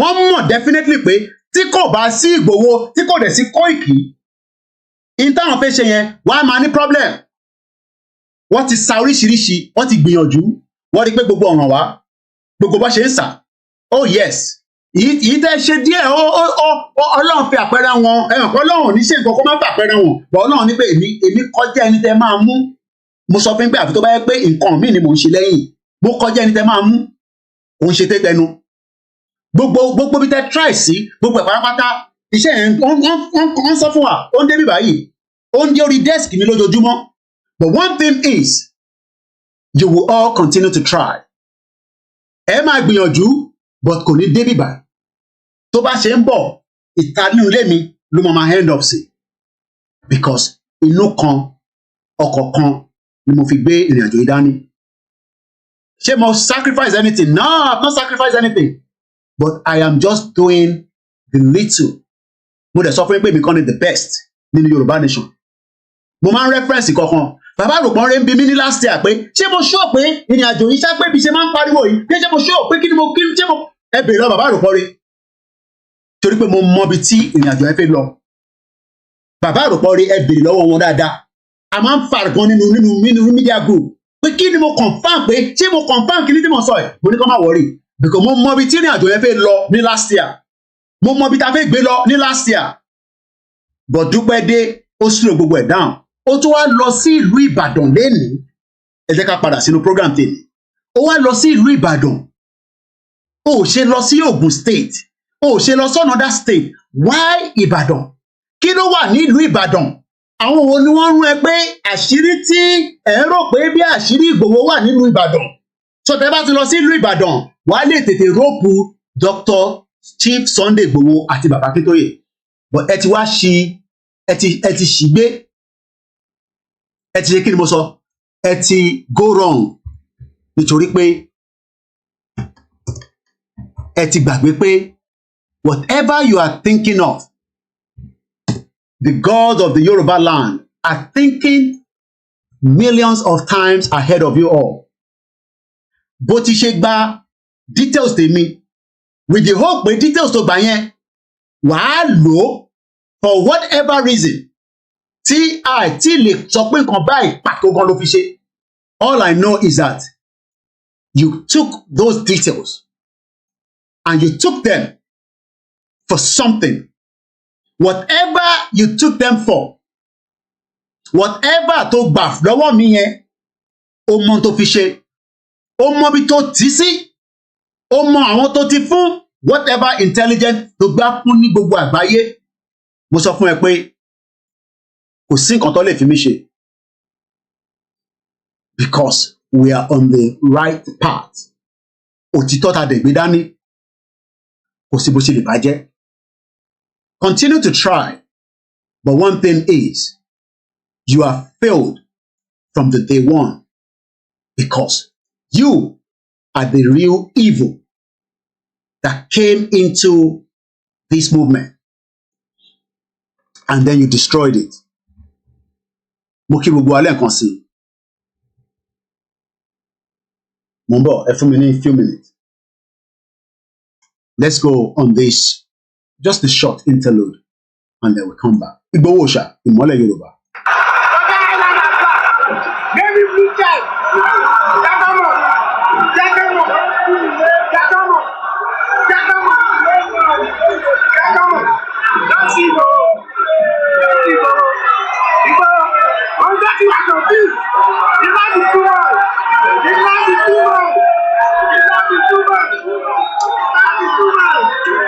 Yeah, no, program.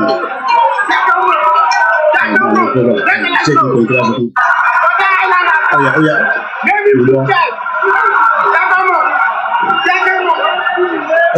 Okay. All right. My point, can I listen?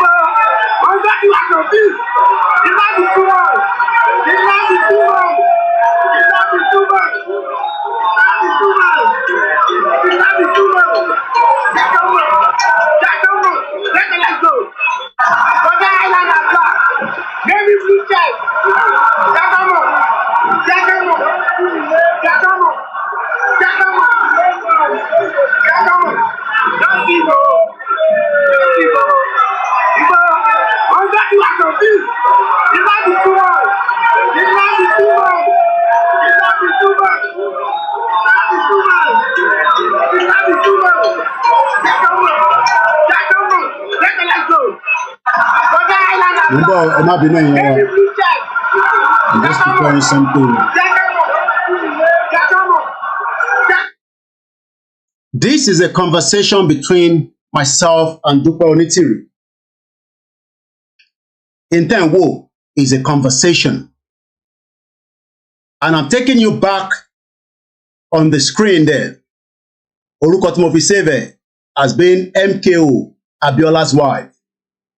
I'm going to take us back to this, around September. I was right.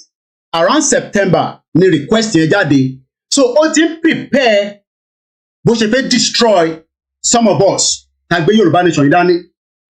Bí ṣe sọ, ẹ béèrè lọ́wọ́ ẹ̀ pé ṣé in tó gbà lọ́wọ́ ẹ̀ mi yẹn, ìyẹn information mi, ṣé bó ṣe gbà náà lọ́dọ̀ àwọn tó kù nìyẹn àti pé kí ló fẹ́ fi ṣe. Ẹ jẹ́ ká padà sẹ́yìn díẹ̀.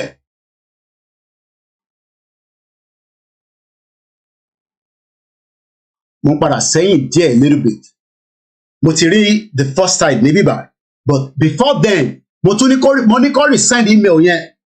Mo ní please help me resend your own email. Only my brother, this was 14th of September. Ẹ wo date yẹn dáadáa, 2022. 14th of September 2022. But before then, there was some conversation. Tẹ́ bá lọ sẹ́yìn. Ẹ jẹ́ ká mú láti on the 13th. On the 13th of September 2022, at exactly 20:40 p.m., which is aago mẹ́sàn-án pé lọ́lù. ó send the email address ẹ̀ wá dupeonitiriabiola.chief@gmail.com. After tó ti sọ fún mi pé kí n send information yẹn á sọ̀rọ̀ lórí fóònù ni ó wá ní kí n send ẹ̀ mo ní kó send email address wọn wá. That was on the 14th. But after on the 14th yẹn èmi ò tẹ̀ rántí mọ́. The message to send wa I don't know what images are these because only laptop ni mo ti fún yín ní information láti orí WhatsApp ni. Ó tún send message wa ó ní how are you doing my brother with a question mark. Can you imagine with a question mark? What an insult. Fulani countries on Yoruba waterway. Mo sọ fún pé saw that yesterday. Mo ní no email o. Èmi send the message padà. This was on the 14th. Mo send message pé no email. Èmi expect kó máa send email sí mi ni. Mo send email tèmi sí ní mo ní musakalam@gmail. That was 1:32 p.m. The message mo send sí. That was still on the 14th. Only my brother, I didn't receive your signature yesterday. My brother, I didn't receive your signature yesterday. I have sent you my email address. Please check your messages on this chat. I would like to have your name on the document. Which document? Because I never asked. We are all doing the same thing. So, question tí mo béèrè pé ṣé dọ́kúmẹ́ǹtì declaration ni because already mo sọ pé Sami Japan pè mí ní inside information yẹn. I was able to know because Sami Japan gave me the inside. That was after a while or after some months. But òun fúnra rẹ̀ ò disclose the document tó jẹ́ ó kàn sọ pé document. So money, please help me resend your own email. That was at 13:36 p.m. in 1:36 p.m. My brother, you can see how they are proceeding with their plans to take over everything. Ó send email again. Dupe Onitiri abiola.chief@gmail.com. Only have you sent it, my brother? Ó tún request again pé ṣé mo ti send it? Mo wá sọ pé mo ní yes. Mo reply pé mo ti send it. Only please. Ó nígbà tẹ́mi ní yes yẹn ó wá send message again sábẹ́ at exactly almost 8 minutes before 2 p.m. Only please with your full legal name. Tó bá mọ̀ tán pè bẹ́ẹ̀ lọ wò lórí dictionary. Tó bá sọ pé nǹkan legal that means pé má fi orúkọ tó jẹ́ pé alias orúkọ tó ń lò gangan ní UK orúkọ tó ń lò gangan ní bíbáyìí òun ni kò ṣe kí ni òun ni kò fi ránṣẹ́ sí mi. Má lo ìmíì tó bá yẹ pé o mọ̀ bí a ò fẹ́ ká mọ orúkọ tó ń lò because bí alọ́kùnrin bí orúkọ mi ló fi pé mò ń lò ní UK ó ní kí n make sure pé legal name ní gangan ni kí n fi ránṣẹ́. I am away from my system for few minutes. I tried to walk around. I haven't slept kò láyé ẹ̀kún sùn òru bí òru lóru náà ni. Ó dáhùn padà ṣé gbogbo arí mẹ́sẹ̀gì yẹn. Ó ní receive my brother thank you and God bless you. Ibi tá a dẹ̀ sọ̀rọ̀ mọ́ nìyẹn. That was in September. That was in September. Ó confirm pé òun receive ẹ̀. Òun ni message tẹ́ rán rí lókè yẹn. Ó confirm pé òun receive ẹ̀ ní on the 14th of September 2022. She was able to receive my full information with my signature pen inside. For now, I will leave that. Ìtókù àtúntọ́jú ẹ̀ pamọ́ for another day. So I'm going to come out of this. Mo fẹ́ pé àìtígbà call nísìn.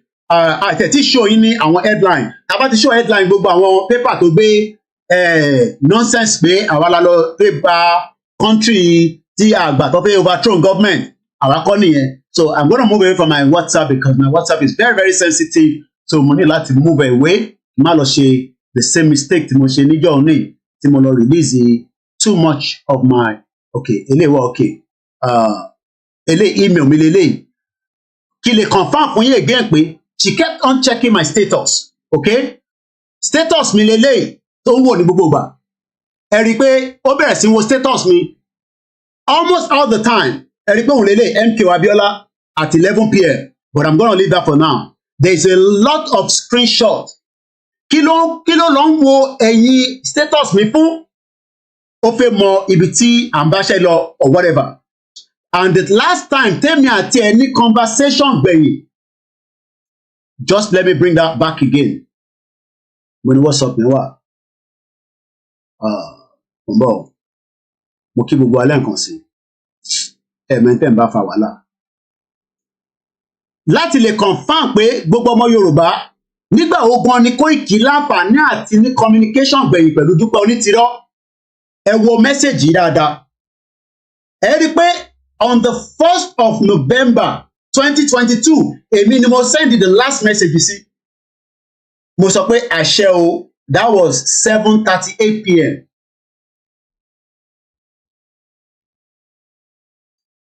Ẹ wo ntí mo send sí. That was the last time Kemi àti ìyá burúkú ìta sọ̀rọ̀ gbẹ̀yìn.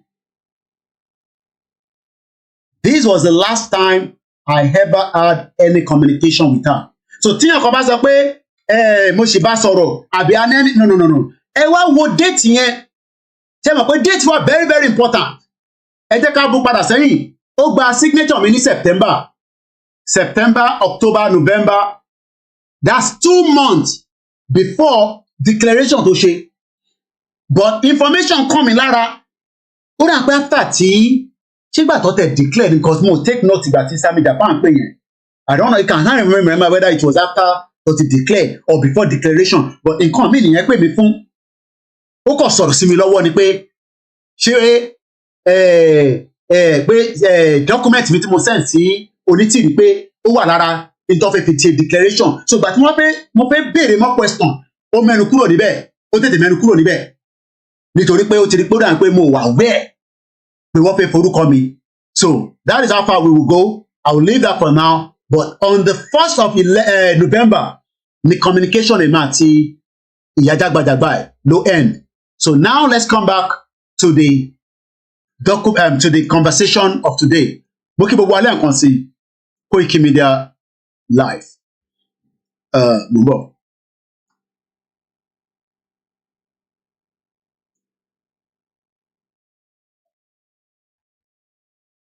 Ìwọ fẹ́ ṣe àkóbá àdábá fáwa tí wọ́n tá àdẹ̀mọ́ bí tí wọ́n ń gbé àmọ́ bí tó wà.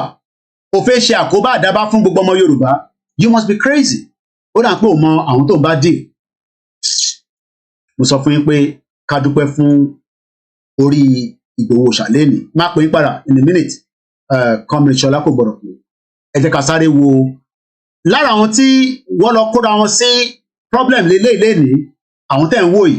Fídíò yẹn gbogbo yín máa ti rí. But tá bá ní kákọ̀ wo gbogbo headline yẹn bí ṣe sọ lẹ́ǹkan. Tó bá type in Yorùbá Nation nísìn sórí Google kó wá lọ sí news lẹ́sẹ̀kẹsẹ̀ jẹ́ refresh eléyìí. Lẹ́sẹ̀kẹsẹ̀ torí gbogbo tó gbé jáde.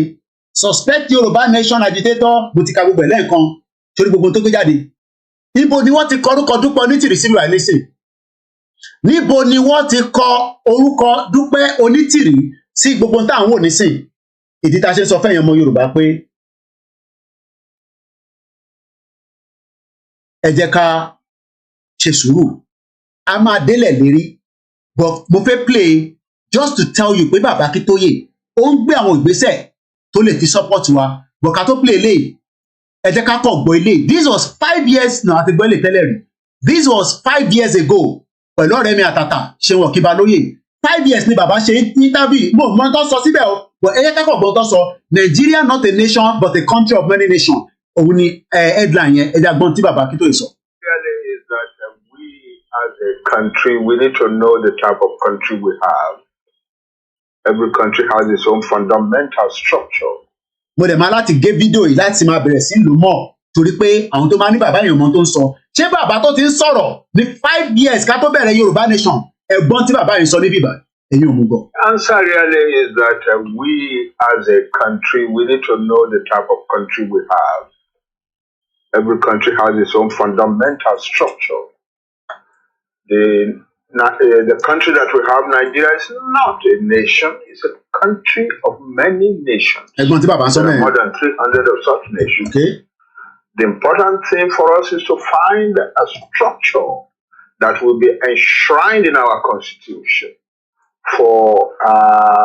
that would make it possible for all our nations to live harmoniously. Wale ma send kini ile se mo ni lo ba download video yẹn cuz mo ní wá bá mi sáré download ẹ share link ẹ pé and that will provide for a productive society, so that we will not all be descending to poverty as we have been doing steadily for decades. This was 5 years ago. A man came there, to come and tell the world that in Nigeria, I want to but Baba was very clear from the 5 years ago. Kò dẹ̀ tí ṣe ọ̀rọ̀ sọ, kò ń sọ̀rọ̀ bẹ́ẹ̀ tí ó jẹ́ bí Nàgàmú, kò ń sọ̀rọ̀ bẹ́ẹ̀ tó ní jẹ́ pé sometimes ẹ̀yin àti àwọn ọ̀dọ́ pé ṣé bàbá yìí ṣe 88 ni bàbá yìí ṣá.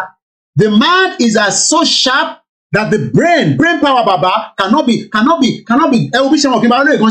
everybody knows the truth, but the truth mo kí ìyàwó ajé olókun ẹ ṣe gan ni mo kí owó ẹni tẹwà lórí ètò ẹ má bínú I couldn't mention anybody's name but mo kí ìyàwó tó bí mi lọ́mọ mo kí ìyàwó látà.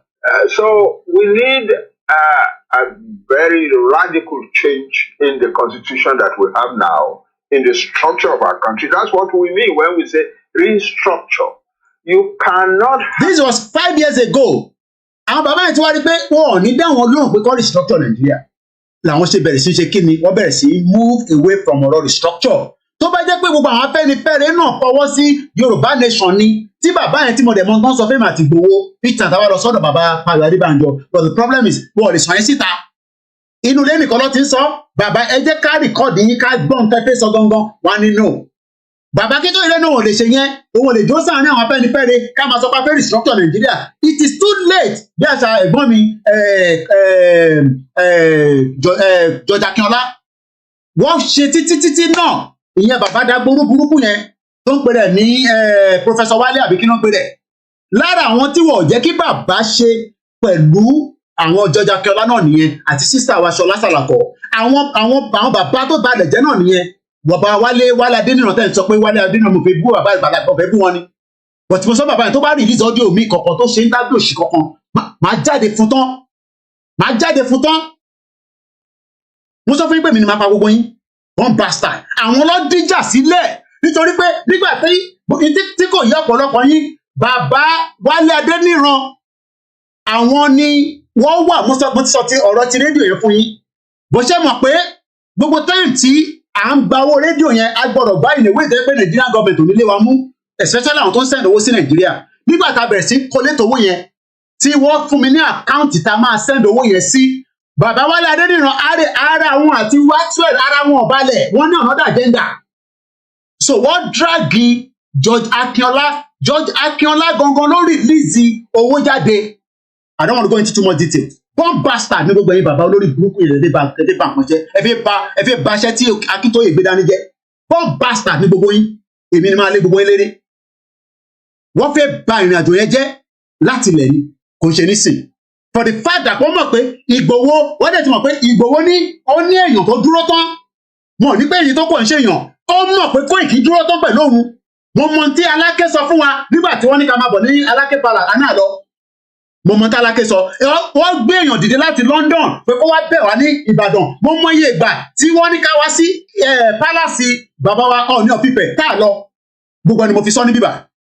Àwọn tó ní ká wá sí Palace àwọn náà lọ padà lọ́jọ́ ìlú APC woman kan wà láàrin wọn bẹ́ẹ̀ àánú wa àǹtí rọ́. Mo sọ fún gbogbo yín ẹ̀ sáré ó kù díẹ̀. Many nations in one country and have a central government ruling all of them. What you will have is what we are having now. One, disunity, instability, conflict. Is that not what we are getting now? 5 years ago, ká tó bẹ̀rẹ̀ Yorùbá nation, 5 years ago, ni bàbá ṣe interview lórí channels. 5 years ago. Poverty, increasing poverty all the time.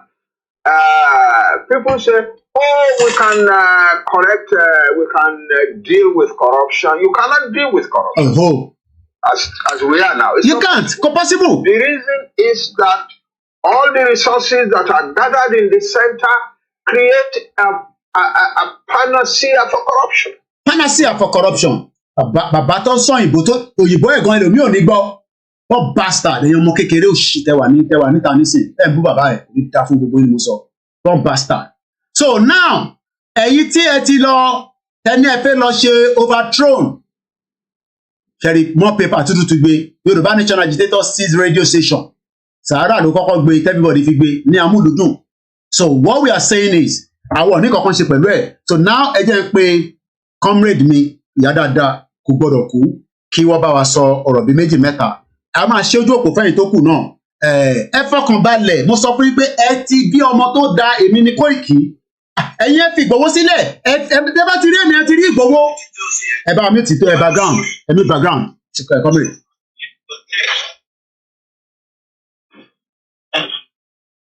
Hello. It's muted. It's muted. Yeah, go ahead, I'm going to sing. Go ahead, I'm going.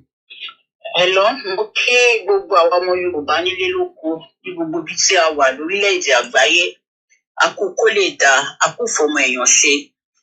Àní kú sọ́nà bí èéfín, Ọlọ́run ọba Elédùmarè á bá wa rìnrìn àjò yìí ní àríyé. Òmìnira ilẹ̀ Yorùbá aṣojú ẹ̀mí ti yín àtèmi náà. A máa gbégbá ọpẹ́, a máa jójú ayọ̀. Àwọn tán wá jẹ́ èèyàn burúkú má ṣàǹfààní ẹ̀dá, àwọn aláyé bàjẹ́ tí wọn ò níran mọ́, tí wọ́n wá tagìrì, tán wá tàbí tambóló bọ́ sí àárín wa. Ìyẹn Dupe Onitiri tó pe rẹ̀ níyàwó Abíọ́lá. Mo dákẹ́ mi ì fẹ́ sọ̀rọ̀ nítorí wípé oníkálùkù lè rin ìrìn àjò ẹ̀ lọ́nà tó bá wù. Èyí tó jù ní ká ti forí sọlẹ̀ sí èbúté kan náà. Ṣùgbọ́n lẹ́ni yìí mo dúpẹ́ lọ́wọ́ Ọlọ́run fún ẹ̀mí bàbá wa Adébánjí Akíntóyè, fún ẹ̀mí ọ̀gá mi olóyè Dr. Sunday Adéyẹmọ Ìgbòho ṣá, owó bàbá Dámì, owó bàbá Yọ̀mídé, nítorí wípé wọ́n rin ìrìn àjò yìí tọkàntọkàn ní ọ̀nà tó mọ́ àti ọ̀nà tó yẹ. Ẹni tí ò bá mẹni tó ń sọ̀rọ̀, Ṣọlá kò gbọdọ̀ kú lórúkọ mi. Àkọ́kọ́ tí màá pè sórí show anybody yàtọ̀ sí pé wọ́n invite mi wá fún program àkọ́kọ́ nìyí. Mo dẹ̀ fẹ́ kí gbogbo ẹ̀yin ọmọ Yorùbá kẹ́tẹ́ etí yín sílẹ̀ ní gbogbo ibi tí ẹ wà. Inú mi dùn, ayọ̀ mi kún. Lóòótọ́ mi ìṣọ̀tẹ̀ bẹ́ẹ̀ ni mi ìṣe ìbàjẹ́ wípé wọ́n mú àwọn kan, ṣùgbọ́n inú mi dùn, ayọ̀ mi kún léni. Torí wípé Dupe Onitiri wá, ó tagìrì wá, ó ti gbowó lọ́wọ́ àwọn tó fẹ́ gbowó lọ́wọ́ ẹ̀.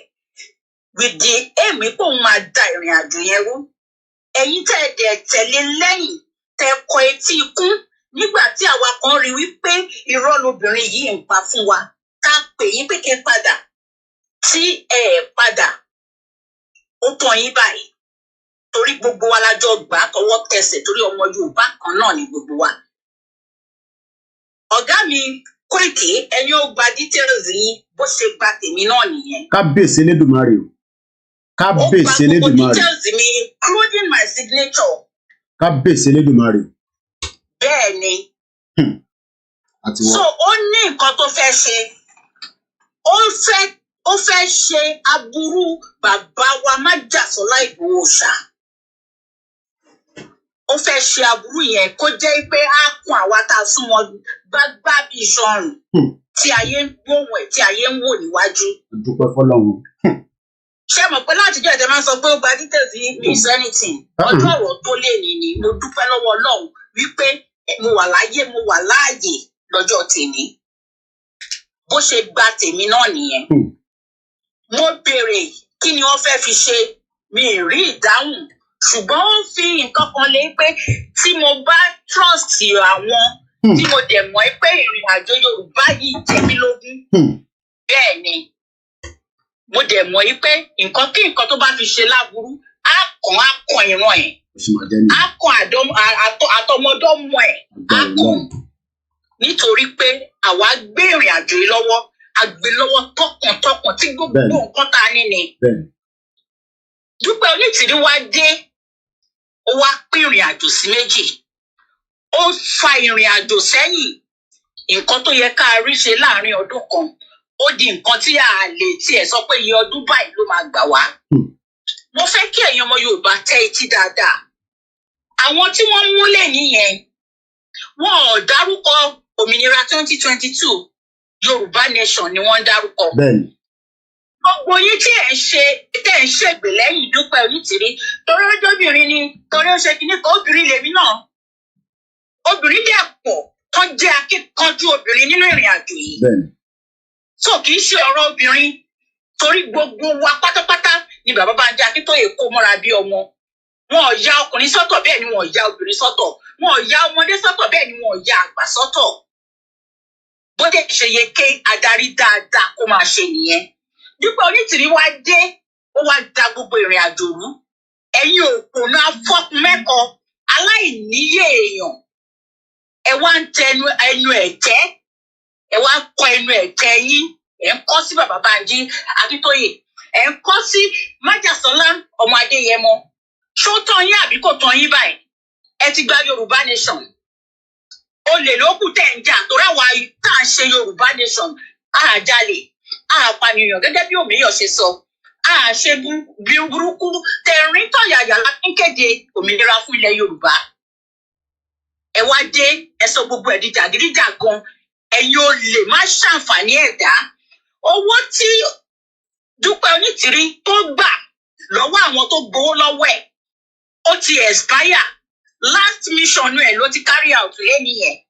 Òótọ́ ọ̀rọ̀ mo sọ fún yín yẹn. Torí wọ́n máa swearing Jagaban ní ọ̀la. Ó mọ̀ọ́mọ̀ ṣe nǹkan tó ṣe láti ba ìrìn àjò yìí jẹ́ kí Jagaban lè débẹ̀. Ẹ̀yin tí ẹ wá ń tẹ̀lé ghost. Ẹni tẹ́ ń tẹ̀lé tí ẹ rí sójú. Ẹni tẹ́ ń tẹ̀lé bá sọ òótọ́ ọ̀rọ̀ ó máa block yín dànù. Ẹni tí ẹ ń tẹ̀lé tẹ́ ẹ máa pè tẹ́ ẹ rí bá sọ̀rọ̀. Ó tàn yín àbí kò tàn yín? Ẹ dẹ̀ ń sọ fún mi pé òmìnira lè jákùn. Kí ilẹ̀ Yorùbá kó má kú sóko ẹrú. Kí àwọn ọmọ Yorùbá ká ní ìtẹ̀síwájú. Ẹ sọ fún mi kí ló papọ̀ mọ́ yẹn pẹ̀lú gbogbo ọ̀nà tí Onítìrí kò yí gbà. Tẹ́yìn náà tẹ̀lé.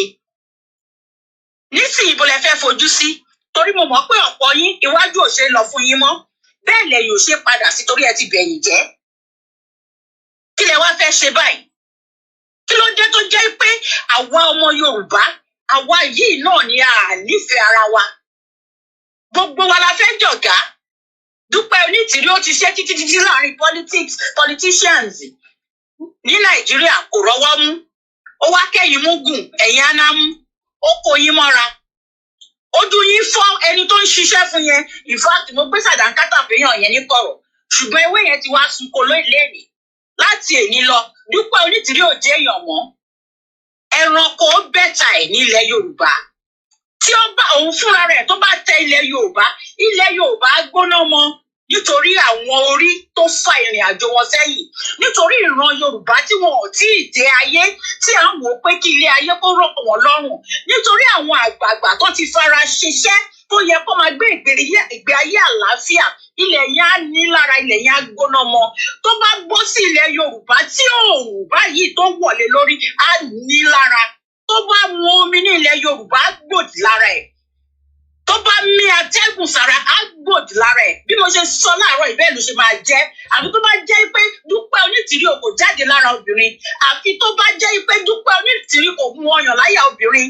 Àfi tó bá jẹ́ pé Dupe Onitiri òun gangan fúnra rẹ̀ kì í ṣe obìnrin tó bá jẹ́ obìnrin ni. Gbogbo nǹkan tí mo sọ yà rọ̀ mọ́ lẹ́nu. A rí bẹ́ẹ̀ a ṣẹ bẹ́ẹ̀ fún. Mi ní ṣépè fáwọn ọmọ ẹ̀tọ́ láwọn ọmọ òṣèmí. Òun fúnra rẹ̀ ló máa jẹ ìyà yẹn torí ó ti fa ìfàsẹ́yìn fún ìlọsíwájú ilẹ̀ Yorùbá.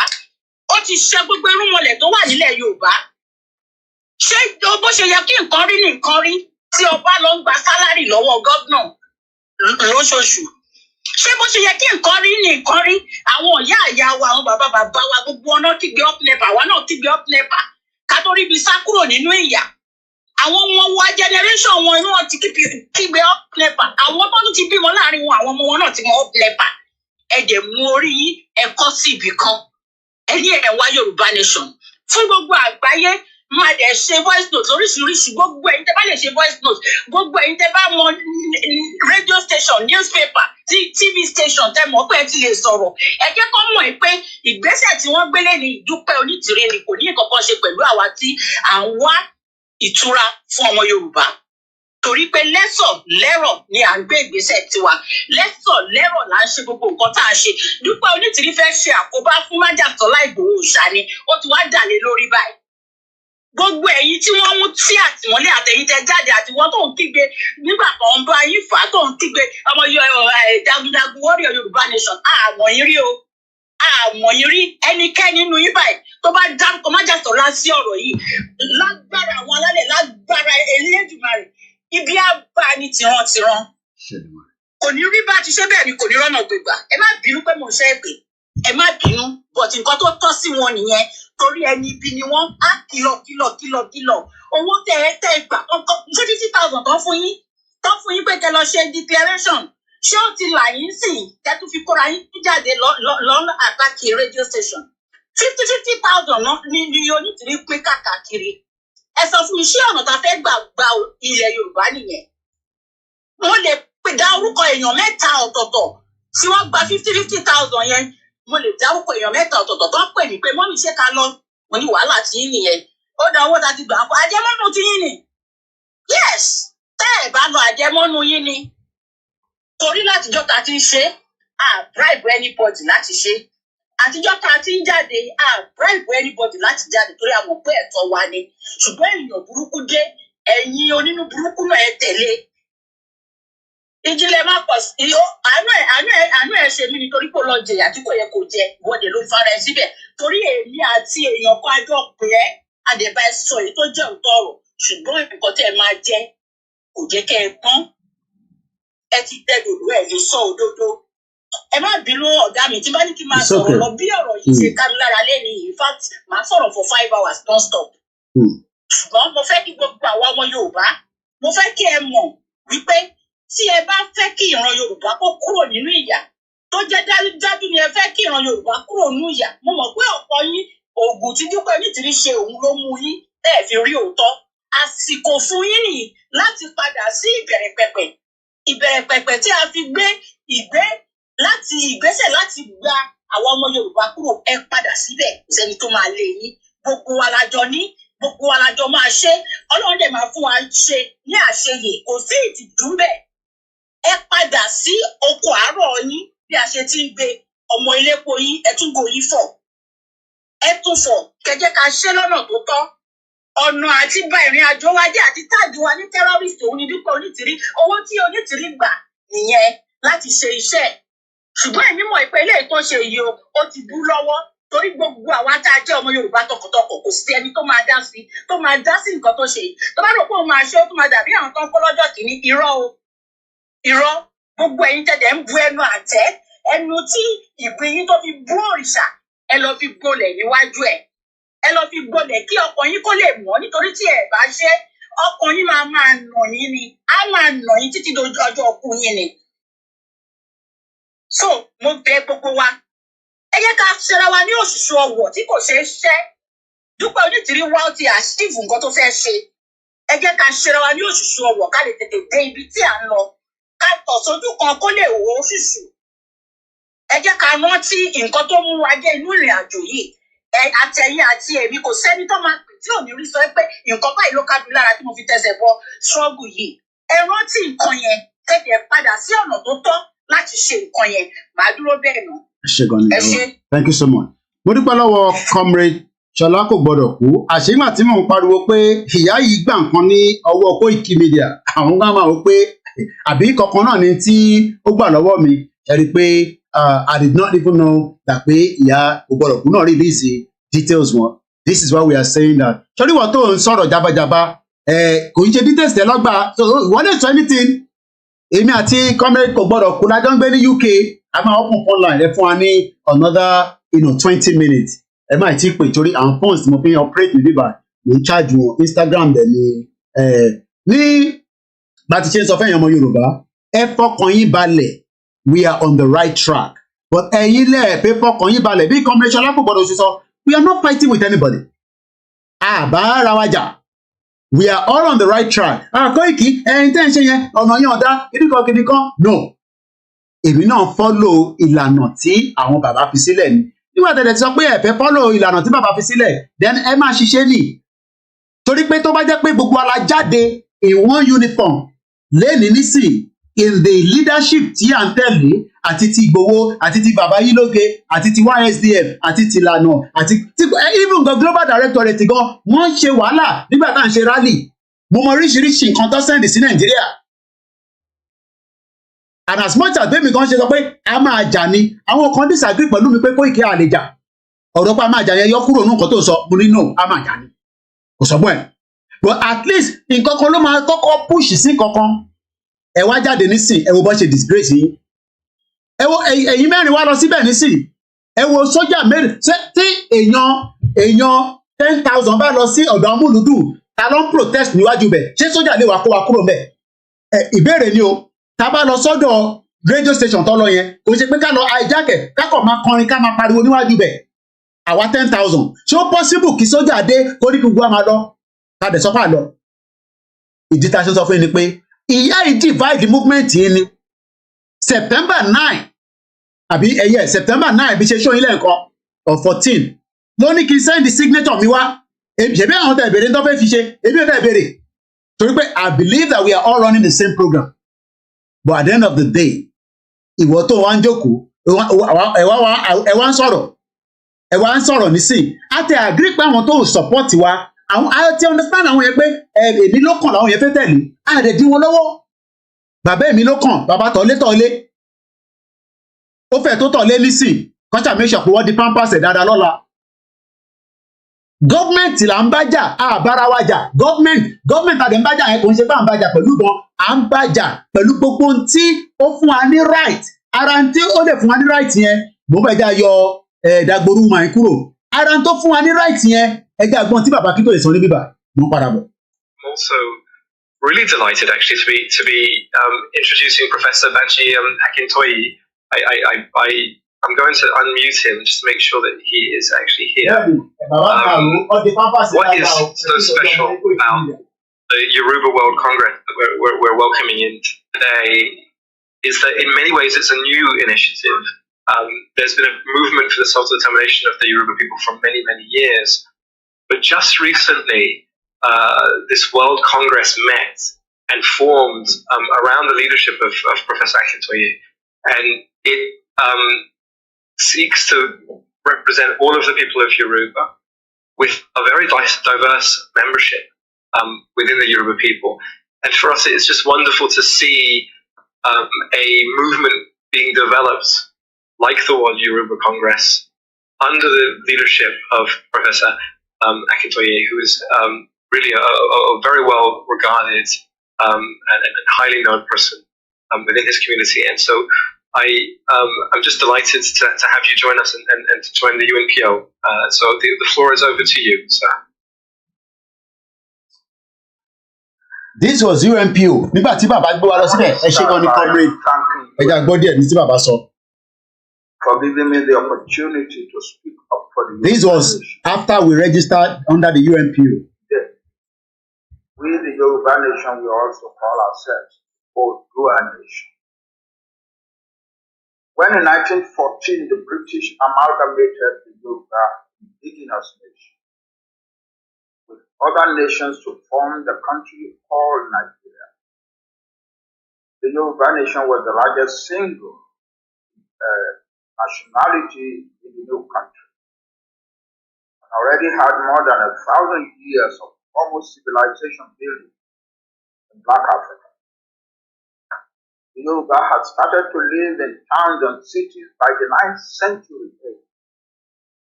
By the time that the first European explorers came to the coast of West Africa in the 15th century, Yoruba land was already a copiously urbanized country. Indeed, one of the most urbanized countries in the world, with heavily populated cities and towns at short distances from one another.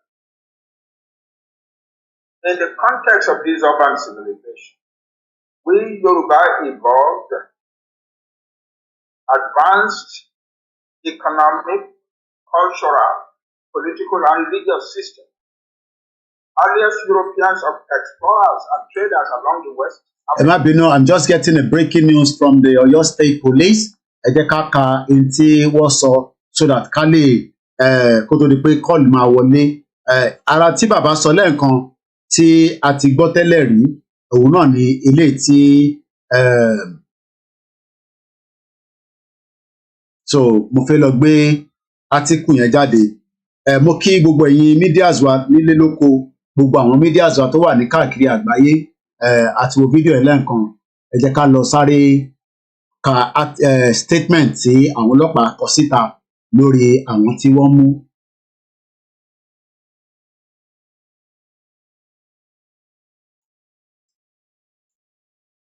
So this is the statement coming from the Ọ̀yọ́ State Police lórí àwọn tí ọlọ́pàá mú ní èní. Ẹ jẹ́ ká sáré kà. Press briefing by the Commissioner of Police, Ọ̀yọ́ State Police Command CP Adebowale Williams, PSC plus FDC for today, Sunday 28 May 2023 at the Ọ̀yọ́ State Police Command, Eleyele, Ibadan. Foil attempt at taking over Radio Nigeria, Amuludun 99.1 FM, Moniya, Ibadan by some members of the separatist Yoruba Nation group. Ṣé rí pé wọ́n dárúkọ Ìyá Onítìrí báyìí? Ṣé rí pé wọ́n dárúkọ Ìyá Onítìrí báyìí? Ṣé rí pé wọ́n dárúkọ Ìyá Onítìrí? Ẹ jẹ́ ká máa kà lọ. Number one, the Ọ̀yọ́ State Police Command remains unwavering and committed to the statutory constitutional requirement of protecting lives and property, and as well as preserving law and order, even as the state and the indignation cheers up towards the Monday 29th of May inauguration ceremony for his elected leader. Number two, this in line with the express directives of the Inspector General of Police, IG Usman Akid Baba, àwọn yẹn ní sì máa rọrọ sọ towards àwọn ọmọ Fúlàní ni wọ́n bomb bastard, towards a successful outing and beyond ends the security architect of the state, just like in the other command, has been beefed up to comprehensively tackle any evolving or emerging security challenge which pose a threat to the nation's stability. Preliminary investigation about today's incident revealed that today being the Sunday 28th May 2023 at about 600 hours AM, the valiant and the eagle eyes operatives of the command, while on intelligence-driven patrol, intercepted a distress call about some members of a group driven by a separatist agenda who had forcefully hijacked a radio broadcast station, Amuludun 99.1 FM, located around Moniya, Ibadan, with the intent to declare liberation from the Federal Republic of Nigeria. Coup ló fẹ́ lọ ṣe yẹn. Eléyìí ò ń ṣe tí àwa náà fẹ́ ṣe. Nígbà tá a bá fẹ́ ṣe tá a bá fẹ́ ṣe, a máa follow ìlànà bàbá Akíntóyè tí YSDM tí Chief Dr. Sunday Igboho Chief Ayiloge. Ẹni tó bá ti ṣe tìyẹn, that means you are on your own. In as much as àfẹ́ Nàìjíríà mọ́ lóòótọ́, you are on your own because ẹ gbọ́ràn. Number four, thankfully, no personnel from the establishment or any other persons were hurt as the command responded swiftly in a well-coordinated and rescue operation. Number five, I have personally detailed an investigation team led by the Deputy Commissioner of Police in charge of the State Criminal Investigation Department to demystify circumstances around the incident and as well expand the network of arrests throughout thoroughly painstaking intelligence-driven investigation. Number six, while declaring this act as a criminal, unpatriotic, and a clear case of terrorism, ṣẹ̀gbọ́n ìtọ́sọ́mẹ́yẹ. Ẹ̀gbọ́n ìtọ́sọ́ ní number six, while declaring this act as a criminal, unpatriotic, and a clear case of terrorism, which will be meted with adequate sanction under the laws of the land, which is a fake constitution anyway. I assure good citizens of the state that the security architect of the command, in concert with relevant sister agency, has been strategically modified for optimum effectiveness, not only for tomorrow's epoch-making ceremony, but beyond. Number seven, so also parents and guardians and leaders wielding various degrees of influence are advised to prevail on their children's words and protege against being used to disrupt tomorrow's event, as heavy sanction awaits defaulters and other unpatriotic elements sharing the same sinister motive. This far, the following suspects in possession of various criminal charms were arrested in connection with the incident. They include Noha Atoibi, Atoib, male, 30 years old. Benga Adeleke, male, 25 years old. Abdulganiu Mustapha Kolawole, male, 35 years old. Bashiru Kende, female. Fajola Elijah, male, 45 years old. Àti àtàwọn márùn tẹ̀lé ọkọ̀ ó dàpọ̀ náà fún ìyá àdàmú tí wọn àtàwọn ìgbọ́pọ̀lọpọ̀ ń bọ̀. The Oyo State Police Command enjoin residents to be generous with information and cooperate with the command in a bid to rid the state of criminal element with the intent to propagate the separatist agenda. In cases of emergency, the command always be reached throughout the emergency. Mo dẹ̀ ti gbé ìyá wọn síbẹ̀, wanted. So gbogbo ẹni tó bá ti rí Dupe Onitiri, ẹ report ẹ̀ fún the nearest police station. So what we're gonna do now, ẹ jẹ́ ká kàn gbọ́ àti wà just about 2 hours. Yes, just about. So ẹ jẹ́ ká kàn gbọ́ díẹ̀ sí nípa tí bàbá ń sọ níbí báyìí. Then I open phone line in just under 8 minutes. From late 15th century, found the influence of Yoruba civilization and Yoruba diaspora trading colony among many West African people. And the Yoruba language. I'm not going to lórí Koiki Instagram. I'm going to change in some other phone. When the coming of Because apparently phone name I'm a feedback call. Yoruba urban civilization. So I'm moving a little bit again. I'm not doing sorry though. Enabled Yoruba land to benefit more than other parts of Africa. So I'm going to stop this at By the 1860s, we Yoruba were already producing a class of university graduates and educated professionals. The first newspaper in Black Africa was published in Yoruba city of Abeokuta in 1889. And other newspapers were soon published in other Yoruba cities. For much of the rest of Black Africa, schools did not come on after 1900, by which time some Yoruba families were already producing their third generation of university graduates. At the amalgamation in 1914, Yoruba were the only educated nation in the country. From 1952 to 1962, under a limited self-government arrangement and federal constitution, which the British granted to Nigeria, the Yoruba nation proceeded to make the mostly Yoruba western region of Nigeria the pace setter in Nigeria and even in Africa, in virtually all aspects of development and modernization. But the Nigerian environment has consistently been hazardous to the Yoruba nation. From the beginning, the British colonial rulers feared the considerably educated and culturally sophisticated Yoruba and proceeded to do everything to limit their influence. Ẹ̀gbọ́n, Britain ní wọ́n mọ̀ pé brain power tó wà lórí wa wọ́n lè afford kó jẹ́ pé àwa la máa take control. So bó ṣe máa manage Tinubu gan, a máa rí gbogbo ẹ̀ bó ṣe ń lọ nísìnyí. But one thing is, I stand with Chief Sunday Igboho. No going back. No going back. No going back. Náà ni kò ń ṣe pa fi ń ṣẹnu. So the phone line is open. Number tẹ́ máa pè sí studio number nìkan ni mo kí gbogbo ìyá wa tí ẹ wà lórí ètò pẹ̀lú wa. Studio number fún ẹni tó bá fẹ́ dá sí orí ètò ibi tẹ́yìn náà máa ti ẹ bá dẹ̀ ti ń pẹ̀jọ́ ní kíákíá kó má pẹ́ torí in case the line get busy.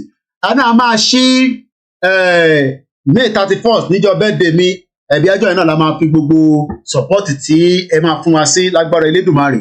So a máa fi ṣe special program ni. Níjọ́ yẹn náà ni máa launch YouTube channel tí mo ní my 25 years in UK. 25 years in UK is not easy. Àwọn tá a bá náà tó bá yẹ pé àwa náà ti ṣe ìbàjẹ́ ni àwọn tá a bá bí àwọn mọ́mì mi tó bá yẹ pé mọ́mísì tèmi ti ṣe ìbàjẹ́ kó tó di. Let me quickly show you. Ẹ má bínú mọ́ pé tí mo fẹ́ gba call but ẹ fún mi ní another few seconds tí mo fẹ́ fi show yín ní àtẹ̀mọ̀ pé ilé ìlà tó máa discuss lẹ́nìí ọ̀tọ̀ nìkan tá à ń bá bọ̀ gbogbo àwọn mídíà náà ló ti sọ̀rọ̀ àdúpẹ́ fún gbogbo mídíà pátápátá gbogbo àníkájáde simultaneously àwa Ìgbòho ṣá no going back ni mo fẹ́ kákọ̀ wo ẹ má bínú ẹ̀yin tẹ́ ń pè mọ̀ pé court fẹ́ wọlé ní sùúrù díẹ̀. Dagboru woman àṣé àtẹmọ̀ pé lè ní mo ti ṣe oríṣiríṣi language ni mo fi kọ article yìí jáde. I was going to show you this, earlier on before kó tó di pé gbogbo wàhálà ìdè mo kí ìyá tó bí mi lọ́mọ. This is a beautiful mother. Ìyá Koiki nìyẹn, àwọn ìyá dáadáa lélẹ́yìí. Àwọn ìyá tó ń wo ọjọ́ ọ̀la ilẹ̀ Yorùbá, tó lọ sí Benin Republic, tó lọ kí Ìgbòho, tí kò jókòó sí UK pé no ọ̀rọ̀ UK kọ́ lélẹ́yìí, Ìgbòho kọjá ìta kọ̀ máa bá sọ̀rọ̀ lórí fóònù, jẹ́ ń lọ síbẹ̀. Mo wá dúpẹ́ lọ́wọ́ gbogbo àwọn ọ̀rẹ́ wọn pátá tí mo lè dárúkọ tán, tí wọ́n fi ràn lọ́wọ́ àdúrà sí bàbá wa olóyè Sunday Ìgbòho. At the age of 67 years old ni mo sì mi padà sí university, and after 3 years she graduated. So ìwọ tó ń sọ pé Yorùbá nation ní bọ́ọ̀sì máa tàn rẹ̀, ok? Àwọn tó ń family tó ń bá dìlì yìí, àwa kọjá ẹni tí ẹ máa dẹ́rùbà, àwa là ń dẹ́rùbà yàn torí pé kí ni òtítọ́ la gbé dání. Ìwọ tó dẹ̀ ń sọ pé Yorùbá nation ní wáyé, Tinubu ti débẹ̀, kò sẹ́ni kankan tó ń di Tinubu mú. In tó bá mú ìyá tèmi tó lọ sí yunifásitì tó fún ní opportunity nílùú yìí, ṣé ìwọ tó ń support Tinubu, ǹjẹ́ tí Tinubu máa fi ṣe tán ní 8 years, ǹjẹ́ family ẹ máa lè padà sí yunifásitì láti lọ graduate? Ìwọ tó ti ṣe graduation tẹ́lẹ̀, ǹjẹ́ o guarantee pé wà á níṣẹ́ lẹ́yìn ìgbà tí Tinubu bá débẹ̀? Gbogbo ta ṣe ń sọ fẹ́ èèyàn wa ni pé eléyìí yàtọ̀, kò ń ṣe pé tẹnu. Mo dúpẹ́ lọ́wọ́ ìyá tó sọ orí mi kalẹ̀, torí pé ìyá mi lè ní nísìn ní Nàìjíríà, ọmọ tó bá bí wọ́n sọ ọmọ kan nù ní last month kan ni, ọmọ ìwọ́n jùnú ní Port Harcourt, ìkan ní Ìlọrin, ẹni tó bí ó ṣú dànù ní ó jù dànù, torí pé kí ni, kò ní value pé ọmọ yẹn máa di ọmọ alálùbáríkà, kò dẹ̀ ju pé torí pé poverty tó wà ní Nàìjíríà lọ. That is why I said má compare rẹ pẹ̀lú mi. Mọ̀ sí tèmi rí future lọ ṣe sákúrò Nàìjíríà. 1991 ni mo sì mi ti sákúrò Nàìjíríà. Àwọn ìyá tó ń gbé thousands of dollars lọ fi ń travel, thousands of dollars ni mo sì mi fi ń travel, kó tó di pé wọ́n rí pé dọ́là yìí alálùbáríkà dá dọ́là ìpínyàn bá sákúrò, ọlọ́mọ ẹ̀kọ́ bá tìyàn jẹ́, tó fi di pé àwọn ọmọ máa di pé wọ́n nílé jẹun, lọ́ ṣe kó wa lọ sí boarding school. Federal Government Girls College Ọ̀yọ́ ni sister mi lọ, Government College lọ ẹ̀kẹ́ mi náà lọ, but unfortunately I end up at Abẹ́òkúta Grammar School. Mo kí Kọ́míṣọ́lá kò gbọdọ̀ kúlẹ̀ nǹkan sí, mo kí Yajagun, mo kí gbogbo ìyá wa. So ìyẹn láti sọ pé ẹ ṣe sùúrù, whether we like it or not, Yorùbá nation, àwa Ìgbòho no going back. Àlẹ́nì kankan ju àwọn tí wọ́n darí wa lọ. Tí ìyá tó bí èmi lọ́mọ ní age 67 years old tó bá lè padà sí yunifásitì, then ta ni wọ́. Mo ń bọ̀.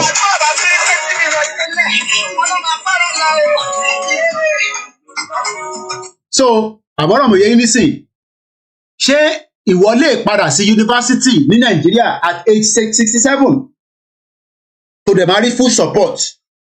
Ìyá sọ fún mi pé Yorùbá nation is not going back. Bẹ́ẹ̀ ni bàbá Prophet Ogundele, Dupe Onitiri is a devil. So ní 31st ẹ lọ gbáradì fún koikimedia, ìjọ yẹn la máa fi gbogbo ìjọ bẹ́ẹ̀dẹ̀ mi náà ni fún gbogbo support tá a bá fẹ́ gbà, ìjọ yẹn ká fi sí. Ẹ mọ̀ pé mo sọ pé mo need the support yín. Àwọn kan ti ṣe ìrànlọ́wọ́ tí wọ́n, mo dúpẹ́ lọ́wọ́ yín. But ìwọ tó bá fẹ́ mọ̀ nípa page tí mo sọ pé a máa launch, lọ register sórí eléyìí, kó lọ subscribe sórí link yìí, lọ subscribe. Ní 31st video tó máa jáde níbẹ̀ pọ́pọ́pọ́pọ́pọ́ ní over 200 videos, gbogbo lifestyle tí mo ti lè sọ fún yín pé ní UK yóò ọ̀nà báyìí ni kò gbà. Mo kì í ṣe visa o, mo ní Nigeria number o, à ń ṣe immigration officer o, gbogbo ọ̀nà pé o bá fẹ́ gbé ní UK, and it's not in just Yoruba, English ni, because àgbáyé ni mo bá sọ̀rọ̀ nísìn. Fídíò kan péré ni mo ṣe upload síbẹ̀, fídíò kan péré, page yẹn lélẹ̀, ok, page yẹn ni fídíò kan péré ló wà níbẹ̀. Tó bá lọ bẹ̀ nísìn, fídíò yẹn nìkan ló máa rí níbẹ̀. But tó bá di 31st, mo ti ṣe recording tó pọ̀, bí o ṣe lè ra bus pass, bó o ṣe lè ṣìrìn, immigration, irú àwọn irú ìwé wo lo lè ní tó bá wà ní UK, ó depend on visa tó bá fi wọlé, but I am speaking to this is a global message now because it's just something I planned to do before, but unfortunately Yoruba Nation slow things down. But adúpẹ́ f'Ọlọ́run. So I am speaking now to the whole world. So it is called at Koikimedia TV. So it is now going to be launched. Máa share link yẹn síta nísìn so that gbogbo ẹni tí ẹ lọ subscribe ni. Ní 31st báyìí lóru 31st over 200 videos ló máa jáde sórí ẹ̀. Gbogbo videos ẹ̀ mo ti record ẹ̀, mo ti upload ẹ̀. Àwọn ibi tí mo ti báṣẹ́ dé ní UK, àwọn recording tuntun ti jáde nínú ẹ̀, and it will be a continuity. So gbogbo yẹn, so 31st òun la máa launch lé lórí. So ẹ má bínú ẹ̀yin tí ẹ̀ ń try láti pè tẹ́lẹ̀, mo kàn ní kí n sáré mention ìyẹn as well. Mo kí gbogbo alẹ́ nǹkan sí. Ẹ jẹ́ àkọ́kọ́ lọ sọ́dọ̀ gbogbo ẹ̀yin tẹ́tí pé náà ni máa return calls mo sorry gan. So this is the new page. A máa launch ẹ̀ ní 31st yẹn náà ni ìrànlọ́wọ́ ta sọ pé kò ń ṣe fún Yorùbá Nation o, ẹ gbọ́ mi dáadáa o, torí pé kọ́mọ̀ náà Koiki ewó ló wá gbà nísìnyí wá ṣàkáǹtò personally fúnra mi mo need ẹ̀ lágbára Ọlọ́run 31st ẹ̀yin tẹ́tí fi ránṣẹ́ àti lọ́gẹ̀ yìí mo dúpẹ́ lọ́wọ́ yín ẹgbẹ́ òsókè ìyá alálùbáríkà. And now I'm going to give a full page. Màá gbé ọ̀rá mi kúrò nínú gbogbo eléyìí. So for now ẹgbẹ́ òsókè ìyá wa à ń gbọ́ yín. Happy Sunday. Same to you ma. Mo ti ẹ̀ kọ́kọ́ dúpẹ́ mo bá yín dúpẹ́ lọ́wọ́ orí yín pé ẹlẹ́dàá mú mi àwọn ìyàwó àti tàwọn àti gbogbo àwọn tó ń ti ara yín wọ̀ dìde yàrá pamọ́ jẹ́ ìníyà. Because ṣé wọ́n máa tán pé ìdúpẹ́ yìí agenda tó ní tó wọ́n sí ìdá rárá. Ó dẹ̀ ti mọ̀ pé agenda yẹn ó ní kí support lára ẹ̀ tó wá láti ọ̀dọ̀ àwọn tó súnmọ́ Ìgbòho dáadáa. Because ìgbà tó gba details before the àti ẹ má bínú àti issue statement jáde already mo ti issue statement a rẹ̀ ti ṣe video so méjèèjì ti wà in circulation bàbá kíló iná dẹ̀ máa release statement so statement jáde already fún ẹni tó ń bèrè statement ẹgbẹ́ òsókè ìyàwó ẹ má bínú mo sorry gan. Alright, so ṣé mo pé tó bá lọ jẹ́ pé chief lọ gbọ́ràn sí woman yẹn lẹ́nu tí wọ́n lọ wá sí àwọn fẹ́ẹ́ dìde Yorùbá Nation ṣé mo pé nígbà tó bá mú chief yẹn tó mú ọ̀tá wọn ó kò máa attach àwọn document wọn pé ẹ̀yin lẹ sign ọ̀tá yìí ló sign kíkà wọn. Kábíyèsí lè dùn máa rí. Agenda tí woman yẹn ní nìyí agenda burúkú tó ní. Ṣùgbọ́n Ọlọ́run tẹ̀ ṣe last time tó wà lọ́wọ́ ẹ̀ òun ló fẹ́ jẹ́ ìdílé ṣùgbọ́n ṣá Ọlọ́run wá bá wa mú wọn estate àwọn ọlọ́pàá wá mú wọn wọ́n wá bá wa ṣe fídíò síta immediately. Wọ́n máa fẹ́ àti another nonsense thing tó máa sọ pé kí ọ̀pọ̀lọpọ̀ fáwọn. Could you imagine ìtọ́jú tí wọ́n ní Black Lion ló pe àwọn ó lóun wà ní ẹgbẹ́ ọwọ́ àpè ìjọba ní ìjọba ní ilẹ̀ Yorùbá and you came all the way from Enugu nígbà tí Biafra wà mẹ́ tó máa jà fún Biafra. Ṣé ẹ máa rí ìkọ̀ bẹ́ẹ̀? Ẹ jọ̀ọ́ ẹ bá wa bẹ̀ ṣe this time around ìdè máa ń bọ̀ wọn let them be there tó bá ti wù ìjọba Ọ̀yọ́ state ẹ jẹ́ kàn fi hàn that is it wọ́n fi wọ́n ṣe anything tó bá ti wù please ẹ ṣe gan ni. Nọ́mbà tẹ́ máa pèsè fún gbogbo ẹni tó fẹ́ dá sọ̀rọ̀ tó wà nílẹ̀ yìí torí pé ọ̀rọ̀ tó ń bẹ nílẹ̀ ọ̀rọ̀ tí ó kan èmi tó kan ìwọ ni kò ń ṣe ṣífù nìkan ló kàn bí ti ṣe sọ ẹ̀yin tí ẹ̀ ń sọ pé eré yóò kàn yín bó ṣe kan ìwọ ló kàn èmi torí pé gbogbo wa ni wọ́n kó papọ̀ nísìn nígbà tó máa sọ wọ́n sọ pé àwọn gúúpù Onítìrí virus wọ́n náà wá Yorùbá Nation ni a lọ hijack radio station and that has been the information circulating. Ó dà pé mo tún rí fídíò kan tí ọ̀kẹ́jà sáré gba kọ́ọ̀ tó ń bọ̀ ẹ bá máa ṣe ní kíákíá kí àwọn tó bá fẹ́ pè wọlé ẹ gbóhùn sókè. Àwa ni ẹ sà.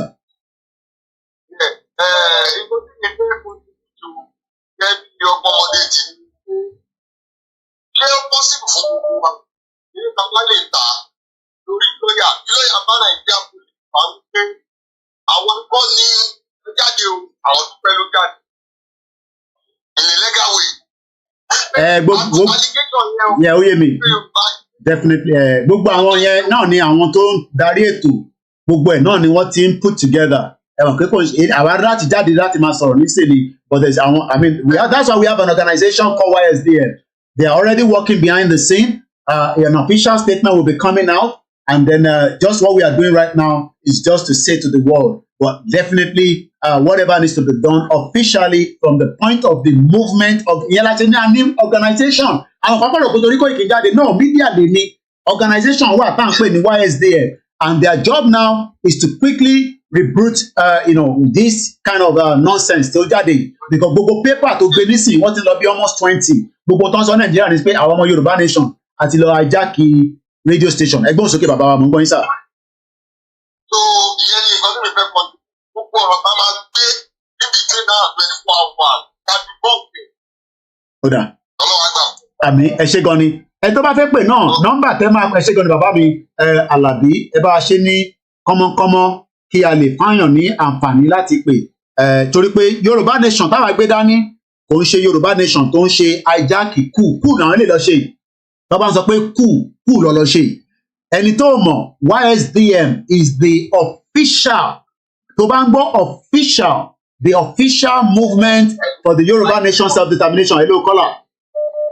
Ẹ kú ètò sà. Ètò nìyẹn náà. Ṣé rí nǹkan tí mo di ẹ̀fẹ́ sọ ni pé ṣé rí woman yìí, ṣé rí ìjọ tó ti wọ movement yìí ló ti ya máàpù gbogbo nǹkan tó ń ṣẹlẹ̀ sílẹ̀ already. Okay.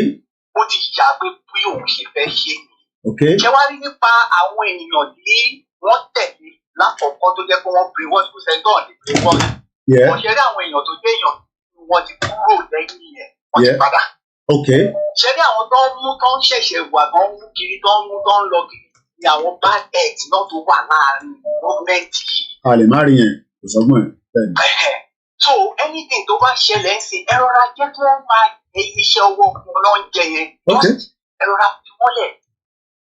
Okay. So that àwọn náà tó tún fẹ́ máa tẹ̀lé á máa kọ́gbọ́n lára wọn. So nǹkan tí mo ní mo fẹ́ sọ nìyẹn ta. Ẹ ṣé gan ni. Ẹ máa bí tó lọ. Mo kí gbogbo wa lẹ́ẹ̀kan sí pé ká fọkàn balẹ̀ ìrìn àjò tá a gbé dání ó ti di ṣíṣe é ṣe. Mo sọ fún yín pé lánàá aago tá a bá bàbá sọ̀rọ̀ over 3 hours. Mo dúpẹ́ lọ́wọ́ Prophet Ológunolúwa àwọn tó ń pè ní Yorùbá mega rally l'Amẹ́ríkà. Wọ́n ti fẹ́ da ìrìn àjò yẹn náà rú mọ́ wọn lọ́wọ́. Àwọn ti ìyá onítìrí virus àwọn bomb bastard, but a dúpẹ́ pé wọ́n lè quickly curtail wọn. Gbogbo ibi tí ẹ bá ní wọn tí wọ́n bá ti lè accept pé bàbá Akíntóyè ní leader Yorùbá nation tó bá ti ń sọ pé màmá wa Mua ẹ lé wọn dànù ní kíákíá, wọn kì í ṣe àwọn tí wọ́n ń tẹ̀lé wa. Lára wọn náà ni orí díẹ̀ pàpàpàpà báyìí tó bá yẹ pé àwọn ọmọ Yorùbá nation ní sọlọ́pàá máa disgrace wa báyìí. Ó ń sókè Adams àníkẹ́ má pè lẹ́ẹ̀kan bẹ́ẹ̀ lórí kan fi fóònù disturb ó rẹ̀ ń ṣàlejò wa lórí platform. Ẹ̀gbọ́n sókè àgbọ̀ yín. Ṣẹ̀dùmarè. A ti sọ pé àwọn akọ́lé àjà àwọn òwò ìjà. Bẹ́ẹ̀ni. Àwọn alálẹ̀ náà bá wá jà. Gbogbo ìmọ̀kímọ̀ tó bá máa gbé àsìkò ọ̀rọ̀ láṣìírí. Ṣẹ̀dùmarè. Lórí òun wọ́n dà gbogbo àwọn tó jẹ́ níjà náà tí wọ́n gbé ọ̀rọ̀ jáde. Ó ṣẹlẹ̀ láàárọ̀ ìwọ̀n gbé jáde. Ìgbà náà ń ṣe rálì. Ara plan náà ni because ara plan náà ni pé ẹ tètè gbé news yẹn jáde torí pé tó bá tètè gbé news yẹn jáde á lè dé international. Ó rà pé follow program tí mo sì látàrọ. Àníyàn yẹ ó rà pé understand the whole agenda is to make sure that the international community ẹmọye ìlú tó ń bọ̀ Nàìjíríà lẹ́ni ni títí dọ̀la. So tó bá ti gbọ́ pé àwọn kan ṣe Yorùbá nation ó rà pé gbogbo yàn ẹ̀ tí get message ẹ̀ mọ́ kan mo ṣẹ́nu kò ní nà. Ẹ ń sọ̀rọ̀ pé pépà gbé rally wa ọ̀rọ̀ rally là ń sọ nísìnyí ilé tó ṣe is an agenda ni.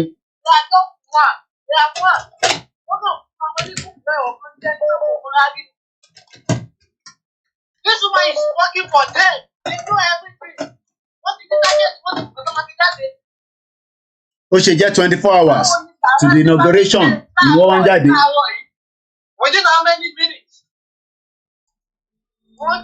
Wọ́n pààyàn lórí pàtàkì láti kó tẹ́lifọ̀ nínú wọn tó pè. Ọ̀dẹ́ ìpàdé ni pé àti dúpẹ́ àtàwọn tó ń tẹ̀lé. Ibi tó bá wa délé ni wọ́n bá Yorùbá nílé ni gbogbo tó dùn wọ́n wọn gbogbo tó jẹ́ ìyá àyídúró fún wọn Ọlọ́run àti ìbànújẹ́ sí pẹ̀lú Ọlọ́run láti wákàtí ìfẹ́. Gbogbo tó jẹ́ àyídúró fún wọn Ọlọ́run àsọjà àríbànújẹ́ àrí.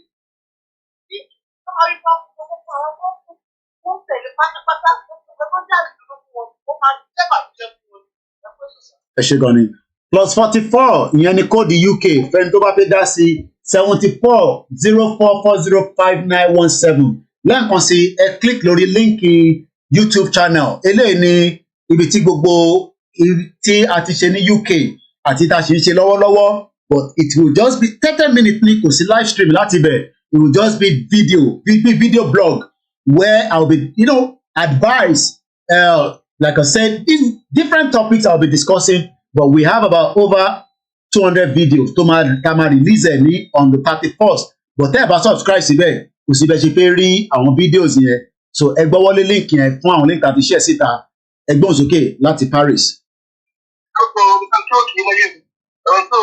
Àwa ni ẹ sà. Bàbá mi ti máa ń gbọ́ mo gbọ́ ìnáwó bí wọ́n ṣe èmi sọ nínú gúúpù pé mo ní àdàbí tó ní tí ìbá lo flyer àbí kò kì í ṣe nílò àdàbí tó bá títẹ̀ ìbá pọ̀ta tí kò máa gbé bánà sẹ́yìn àbí kò lo flag àdàbí tí tó sọ́dọ̀ máa gbé yẹmọ ṣífù tó o bá ṣùgbà tó ṣe láìké gbogbo ilẹ̀ Yorùbá àdàbí tó o bá lo bánà tó o lo flag àbí bá àbáwá Sunday kú tó bá fi wọn ṣe Yorùbá nation àdàbí yẹn ló máa bí Onítìrí kó tó tó ọjọ́ kejì láti jẹrìí mo ti bẹ̀rẹ̀ wọn ló máa ṣe sí ni ẹ̀jẹ̀ ẹlẹ́sẹ̀ tó tọ́ palẹ̀ ilé sórí ìgbò tó parí gbogbo ilẹ̀ Yorùbá pátá àbí láṣẹ ìgbìmọ̀ àdàbí tó bá lo flag àdàbí tó lo bánà àdàbí tó bá wọn ṣe Yorùbá nation rí oníwò ní bí wọn lọ máa ṣe ẹ̀sìn àti ọdún tẹ̀lé máa ṣiṣẹ́ lẹ́yà ilẹ̀ máa mú wọn bàbá mi ṣe kó ti rí bẹ̀. wọ́n máa ṣe ẹ̀sìn ìyẹn lọ́kọ́lẹ̀ ọjọ́ méjìlá fún wọn lábẹ́ gbàdúrà ẹ̀ èdè péjọ kẹrin bàbá wọ́n máa ṣe ẹ̀sìn ìyẹn lórí kan tó mo fẹ́ ẹ̀sìn wọ́n máa ṣe ẹ̀sìn wọ́n tún tún sọ Dupe Onitiri àdàbí tó bá mú Yorùbá nation fún àdáyé àdàbí tó bá lọ flyer ní kọ́kàsẹ́ rí àdàbí tó bá ṣe Yorùbá nation rí nìkan lókù àdàbí tí a bá kí tó yè tó bá kí n lo flyer àbí kọ́ tó bá nà sẹ́yìn wọn tó bá ṣe broadcast àdàbí tí bàbá Sunday kó nígbà tó ṣe àdìgẹ tó bá gbé flag Yorùbá nation sẹ́yìn ẹ̀ àdàbí tí kí òkè bá kí lò tó bá kí lò àdàbí tí ìdára bá kí lò àdàbí tí náà bá kí lò àdàbí tí a bá gbẹ̀dú ọmọ ọgbọ́n bá bànú gbogbo tó bá kí lò nìkan lókù ní òní bí ẹ máa bí ẹ ó lè máa ṣiṣẹ́ kó tó gbọ́dọ̀ méje ilé máa bá ìjà ilé máa yọ ẹ ilé máa mú ẹ ó lè máa ṣí ẹ̀sìn bàbá mi ó máa ṣí ẹ̀sìn ẹ máa yọ̀ ọ̀hún ẹ lọ kúlẹ̀ ẹ lọ sọ pé ẹ ló bá sọ fún mi ọlọ́run fún mi àwúrẹ́ gùn àti àṣì ọ̀rọ̀ tó lọ fún mi kálukú pé tó bá lọ sí ìlú máa ṣiṣẹ́ sí kí wọ́n yẹ yín tó bẹ́ẹ̀ jẹ́ ìyẹn ẹ bá mi mú dúró lọ́sìn ojú mi kọ́kọ́ ní ṣe láṣẹ ẹ̀dùn àrẹ lókì lágbára tó dá ayé àtọ̀ ilé òní mú ilé òní yíyọ̀ yìí àtàbí tẹ́pọ̀ bá gbẹ́dá nìkan tó bá gbẹ́dá lọ́wọ́ tọ́ tẹ́pọ̀ tó lẹ́bi ṣe káàkiri mú gbàdúrà fún yín Ẹlẹ́dùmarè gbàdúrà fún yín ẹni ṣiṣẹ́ ẹni ṣiṣẹ́ ẹni fọwọ́dí ẹni fọyájí oníyọ̀dẹ ní gbà àbọ̀dẹ ọwọ́ yóò ní ká gbogbo ẹkú fò tọ́ ìgbèrò bá nìṣọ́ gbogbo ẹnikẹ́ni tó lọ́ máa da ìgbèrò bá nìṣọ́ rí ilẹ̀ á mú ilẹ̀ á ìdọ̀ ilẹ̀ àwọn Yorùbá ilẹ̀ Yorùbá ọmọlúwàbí ẹ̀ tó ń fọ bàbá wa ní àṣẹ ọba tó dá ilẹ̀ yẹn ilẹ̀ á yọ gbogbo Yorùbá tó bá gbógun tì wá ó jẹ́ ìròyìn ìbò gbógun tì wá ó jẹ́ náà Haúsá ni ó jẹ́ Fúlàní ni ó jẹ́ pọ̀jì ẹnikẹ́ni tàbí ní Yorùbá gbógun tì wá ilẹ̀ á bí láṣẹ ọba tó dá ayé àtọ̀run mo kí gbogbo ọmọ Yorùbá káàkiri gbogbo àgbáyé mo kí ìyàwó Grace Olúṣọ̀tọ̀ mo kí ìyàwó Adékìnyọ̀ Comfort Ìyábọ̀ tí mo fi tọ̀wọ̀tọ̀wọ̀ dárúkọ ẹ jẹ́ ká fi ọkàn wa balẹ̀ àwọn kan lè ní ẹbọ ọmọ Yorùbá ni wọ́n no a ti sọ tẹ́lẹ̀ pé tá a bá ti jẹ́ kí movement pín sí méjì it is going to be like this and that literally mean that nígbà tí ntí àdúpẹ́ ń ṣe káwa jáde nísìn káwa máa endorse intaàmù nípa ẹ̀ we can't kò possible and kò ń ṣòwò nìkan we have so many other Yorùbá people tí wọ́n ọ̀fẹ́ ń tà ń ṣe yìí mo fẹ́ fi ẹyọ kan wọ̀nyí nínú wọn ẹ jẹ́ ká lọ sí history of my mo fẹ́ lọ fi kí ló ń pè fẹ́ lọ fi wọ̀nyí ẹja gbọ́ ntí bọ̀bọ̀ ìsọ. èyí tá à ń sọ fún pé Nigeria is eléyà fẹ́ fi ṣe program mi tẹ́lẹ̀ ni but I'm gonna use it from this side now.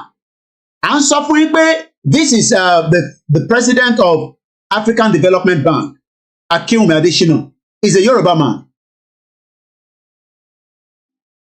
a pro-Yoruba man.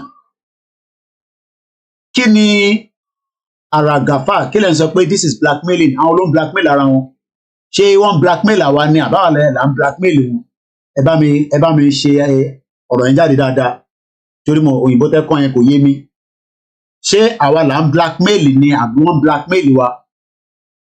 Mr. Aragafa mo kàn béèrè ni o. À ń sọ fáwọn èèyàn mo kí Azeez mo rí ẹ̀bẹ̀ di Miami. Mo sọ fún gbogbo wa pé àwọn elite wa gangan ni problem ara wọn lélẹ̀. Okay? These are one of your problems. Man tẹ́ ń wò yìí. Ẹ jẹ́ ká jọ gbọ́ fídíò yìí. Mo gbọ́ tán lánàá díẹ̀. Ẹ jẹ́ àgbọ́n tó sọ. President Uhuru Kenyatta, he and I have known each other forever. I mean they are blackmailing Yoruba. Oh yeah, definitely. Ẹ ṣe gan ni. Wọ́n blackmail wa ni, but ìyẹn la ṣe gbọ́dọ̀ jáde. Tá à ń ṣe. Mo kí bàbá wa Gani, mo kí gbogbo ẹ̀yin èèyàn wa. Àkí ló ṣe lè tó kú. Ẹ jẹ́ ká gbọ́ fídíò yìí. Ẹ ṣe gan ni bàbá wa Gàfá. The Secretary of the Government of the Federation, my dear brother Boss Mustafa, and thank you for all you did to get me here. I finished the annual meetings of the African Development Bank. Wọ́n yé máa finish the African Development Bank, but ẹ̀gbọ́n tó fẹ́ sọ, ó ní kankan tó sọ nínú fídíò yìí, mo fẹ́ ká fi làákàyè, mo kí ẹ DC 123, mo kí àwọn agbẹ́mẹlẹ́kẹ̀, mo kí ọgbà ìgbàmá, ẹ jẹ́ ká gbọ́n tí máa yé ìsọ̀sẹ̀. Ó sì ń kí àwọn èèyàn lọ́wọ́lọ́wọ́ nísìn, Boss Mustapha lélẹ́yìí. Yesterday at about midnight, and I had to get on the flight to be here this morning. That's why I came in late here. Oh yes, àwọn ọlọ́pàá ti ń question ẹ má bínú pa for pick eléyìí sáárín program tá à ń ṣe lénìí. Because ṣẹ́rí Yorùbá nation tá gbé dání, àwọn elite wa they are not interested. But máa ń sàn kankan nínú program forum tán ṣe yìí. Ó sàn kankan níbẹ̀, but mo fẹ́ ká kọ́kọ́ gbọ́ nǹkan tó sọ díẹ̀díẹ̀. Thank you very much, Secretary. Excellencies, governors, Your Eminence, Your Royal Highnesses, distinguished ladies and gentlemen, friends of Nigeria, beloved Nigerians. I wish to start by thanking you, Mr. President, for inviting me to the ceremonies for the swearing in of the incoming President, His Excellency Bola Ahmed Tinubu.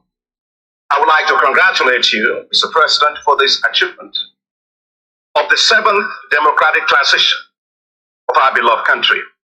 I'd like to congratulate the incoming president and also the incoming vice president. I wish to thank the Secretary of the Government of the Federation, Boss Mustafa, the chairman and members of the Presidential Transition Council for inviting me to speak at this inauguration lecture for the incoming president of Nigeria. It is such a great honor to share my views and perspectives after the wonderful speech that has been given my very dear friend and brother. Blueprint Onitiri lẹ́ ń wò lẹ́yìn yẹn, blueprint tó ní òun ni ẹ̀ ń wò lẹ́yìn yẹn. Excellency President Uhuru Kenyatta, as our nation gets ready to have a passing of the baton between His Excellency President Muhammadu Buhari and the incoming President, His Excellency Asiwaju Ahmed Bola Tinubu. It is your turn.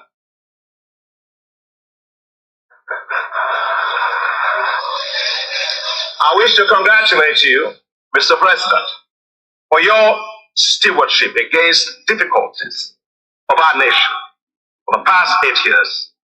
And thank you sincerely. Ọ̀túnba Adékúnlé gbogbo ẹni tó bá ń wá blueprint Onitiri, blueprint eléyìí o, so blueprint náà láti rí mad woman. Mr. President, for your support for me as President of the African Development Bank. People say great things about what by God's grace we've been able to achieve. But unless I was sent on a mission and supported on that mission, it would not have been possible. I'd like to thank you, Mr. President, because without your support in 2015, and you're standing beside me and behind me in the rough times of 2020, I will not be president of the African Development Bank. tó bá ti débi tó ti fẹ́ sọ̀rọ̀ máa stop gbogbo ilé tó sì ń sọ rhetorics ni these are individuals that mo kí ẹyí tán tó sí I didn't fight you before thank you so much mo kí ẹ̀gbọ́n mi kánú wí abẹ́ ọdún mo sá àti gbọ́ tètè gbóhùn sókè. And so I'll just say two things as I thank you because I will not have another opportunity to thank you. The African Development Bank, Mr. President, was ranked this year as the most transparent financial institution in the world. Say Baba. Last year, Your Excellency, Mr. President, the African Development Bank was ranked as the best multilateral financial institution. Oh yes, Baba mi aro. Òun náà ń jẹ níbẹ̀ ni àná ó ní kankan tẹ́ mo fẹ́ kẹ́ gbọ́ kò tí ì débẹ̀ tó bá ti débẹ̀ máa dákẹ́ máa wá ṣe analysis lé lórí mo wo fídíò lánàá báyìí mo kàn ń sunkún pé ṣé ọmọ Yorùbá náà lélẹ̀ iṣá. And so as you take leave as president, please accept my deepest gratitude. Because without your support, I wouldn't have been there. A ti gbọ́ support tó ń sọ ìlàkọ̀ I want to thank you so much that you can take pride in these achievements as you go. And my dear brother Bishop Kuka was talking about Nigeria. I am proudly Nigerian. Ibi tí mo fẹ́ ká farabalẹ̀ ká gbọ́ nísìnyí. Mo fẹ́ kí gbogbo ọmọ Yorùbá ẹ farabalẹ̀ the same thing tí Ọbásanjọ́ sọ yẹn náà ni bàbá yìí sọ yìí. Ọmọ Ògùn state ni Adésínà Akínwùmí ló ń jẹ́ òun ni president Development Bank. Let's listen to what he wants to say. Màá try láti dákẹ́ màá wá ṣe ọ̀rọ̀ analysis lé lórí 4.24 ló ti bẹ̀rẹ̀. Let me take note of that 4.24 in case bá fẹ́ rewind ẹ̀ padà sẹ́yìn. So wọ́n tó bá fẹ́ wo fídíò yìí ó wà lórí YouTube London channels gbogbo ọjọ́ 22.59 minutes a lè má lè lo gbogbo ẹ̀ bọ̀ mo kàn fẹ́ ó dẹ̀ tún sọ nǹkan kan nípa tẹ́ bá lọ wo notepad mi tẹ̀dá ẹ jẹ́ kí n play kí n lọ mú notepad mi wá. Ó sọ nǹkan kan tí mo ti ń sọ bọ̀ láti jẹ́ta pé 200 years from now níbo ni Nàìjíríà máa wà. Òun sọ nǹkan kan nípa 300 years wọ́n lè develop Nàìjíríà in another 300 years ẹ forget it a lè develop Nàìjíríà but a bá break it down to pieces a lè develop tọ̀dọ̀ tiwa even if it's gonna be in a slow pace but a bá wà ní Nàìjíríà pé Tinubu máa develop Nàìjíríà yẹn àríyá ni gbogbo yín ṣe ní Àbújá lọ́wọ́lọ́wọ́. Oh, it's from Ọ̀yọ́ state. Okay, one Ọ̀yọ́ state ni ẹ má bínú mo rò pé ọmọ Ògùn state ni. So ìyá ẹ̀ tó kú tí wọ́n lọ ṣe kínní nígbà burial ṣé Ògùn state lọ ti ṣe ní àbọ̀yọ̀ bí àyìn mo ṣe mix ẹ̀ up. Àwọn ọmọ Ìbàdàn ti jáde wọn ọmọ Ọ̀yọ́ ni òkè má lọ claim ẹ̀ fọmọ Ògùn state o. Okay, but ìgbà tí màmá ẹ̀ kú ṣé Ìbàdàn lọ ti ṣe event yẹn ni àbí Ọ̀yọ́? Ẹ má ti okay ta ló ń pè ẹ má kí n má sọ pé ẹ má ti pè nígbà tí mo ní èmi náà ní ká pè ẹ jẹ́ ń wo ẹni tó ń pè wá ẹ jẹ́ sáré gba kọ́ọ̀lì ó yá èyí lẹ́yìn tí ó dá program yẹn dúró fún 30 seconds ó yẹ gbọ́n sókè fún 2 minutes. Alẹ́ sà ẹ pé ètò sà. Ètò náà nìyẹn. Yes sà. Ṣé rí àwọn tí wọ́n pè yẹn àtẹ̀tẹ̀ ló pa wọ́n? Ní bàbá olóyè Sunday Igboho dẹ̀ má dá sí i because ilé tó dá sí ní dọ́kìnà ló ṣe lọ́bẹ̀rẹ̀ ní kú bàbá yẹn. Wọ́n má dá kọ́ tí wọ́n sílẹ̀. Nǹkan tó ju wọn wá lójú wọn nìyẹn. Ẹnìkan tí mo fẹ́ sọ ni pé gbogbo àwọn tó tẹ̀lé yọ ní tìyà àgbà wọn padà mọ́ alábọ̀dé ni wọ́n. Because a képe fún wọn pé kọ́ padà lẹ́yìn ìyá ẹ̀kọ́ wọn ọ̀dáhùn. Wọ́n ní ká gbẹ́dú tó ọmọ bẹ̀rẹ̀ sí ní bàbá olóyè Sunday Igboho wọ́n pè bàbá Bítóyè ní Kàbá. Tó àgbà wọn padà mọ́. Wọ́n lọ wọ́n prógráàmù nígbà ọmọ máa ṣe. Àgbà wọn padà mọ́. Torí pé tá a bá gbà wọn padà wọ́n tún wá gbàbọ̀dé fún wa ìyé. Tó àfẹ́ wọn wọ́n. Ṣé yẹ kó rí bẹ́ẹ̀ ò ní common sense rárá? Tó tó fẹ́ kó ní common sense ni. Nígbà tí everybody ń pariwo ó yẹ kó wò pé yes torí pé bí àsìkò fẹ́ rí ìgbà tí ò níṣẹ́ tí ò lábọ̀ tí ò níṣẹ́ tó ń ṣe tó jókòó táàgbọ́n. Tó bá yẹ pé ẹni tó níṣẹ́ tíṣẹ́ ka lára ni òní máa jókòó how many hours lórí social media. Tó àgbà wọn padà mọ́ o. Ìkan tẹ̀mí fẹ́ dá sí nìyẹn àgbà wọn padà mọ́ alábọ̀dé ni wọ́n. Ẹ kó ètò sà. Ètò nìyẹn ṣe gan ni mo rí ẹ ṣe gan ni ìyá mi Kíkẹ́ Ọlọ́run àgbọ̀ mo rí kọ́mẹ̀ntì kan ní àríyọ̀ ò dáṣá ẹ má lè ṣe wá ń fi ìyá Onítìrí pa lẹ́fí pa báyìí àríyọ̀ ní very seriously right now at Aláwùsá Ìkẹjà ẹni sùúrù kí ló tún ṣẹlẹ̀ láláwùsá wọ́n ní police don hold Adele government right now very serious right now at ṣé n ṣẹ́fẹ̀ẹ́ ní àbí tòótọ́ Mr. àríyọ̀ ẹ sáré comment wọ́n náà tuntun mọ́ àwọn kan ní Ìkẹjà níwájú government house ní lọ́wọ́lọ́wọ́ báyìí ṣẹ́fẹ̀ ni àbí tòótọ́ ẹ̀mọ̀ pé à ń ṣẹ́fẹ̀ ní bíbá yìí o àwọn program táwọn èèyàn ń gbọ́ all over the world so tí bá dẹ̀ ti sọ̀rọ̀ tí bá sọ làwọn èèyàn máa believe o ṣé ń ṣẹ́fẹ̀ ni torí ìtẹ́kọ́ kọ́kọ́ sókè yẹn ni mo fẹ́ tẹ̀ fi pé problem dé Aláwùsá now wọ́n ní problem wà ní Aláwùsá nísìnyí pé police don hold Adele government right now wọ́n ní honestly so ẹni yẹn confirm pé tòótọ́ ni so there is a current situation going on as well so it seems that Coup ṣẹlẹ̀ lọ́wọ́lọ́wọ́ báyìí ìpẹ̀lú àwọn òmìnira 2022 wọ́n ṣe coup lọ́wọ́lọ́wọ́ báyìí so wọ́n ní confirm pé ní Ìkẹjà láláwùsá ẹni tó bá ní any further information ẹ tún jẹ́ ká mọ̀ àná ẹ má wọ́rí nípa àwọn tó ń lọ Àbújá wọ́n ṣe fàájì lọ ní wọ́n máa gbádùn ẹ̀ for 8 years Many people have been arrested from Alausa in Iko. Okay.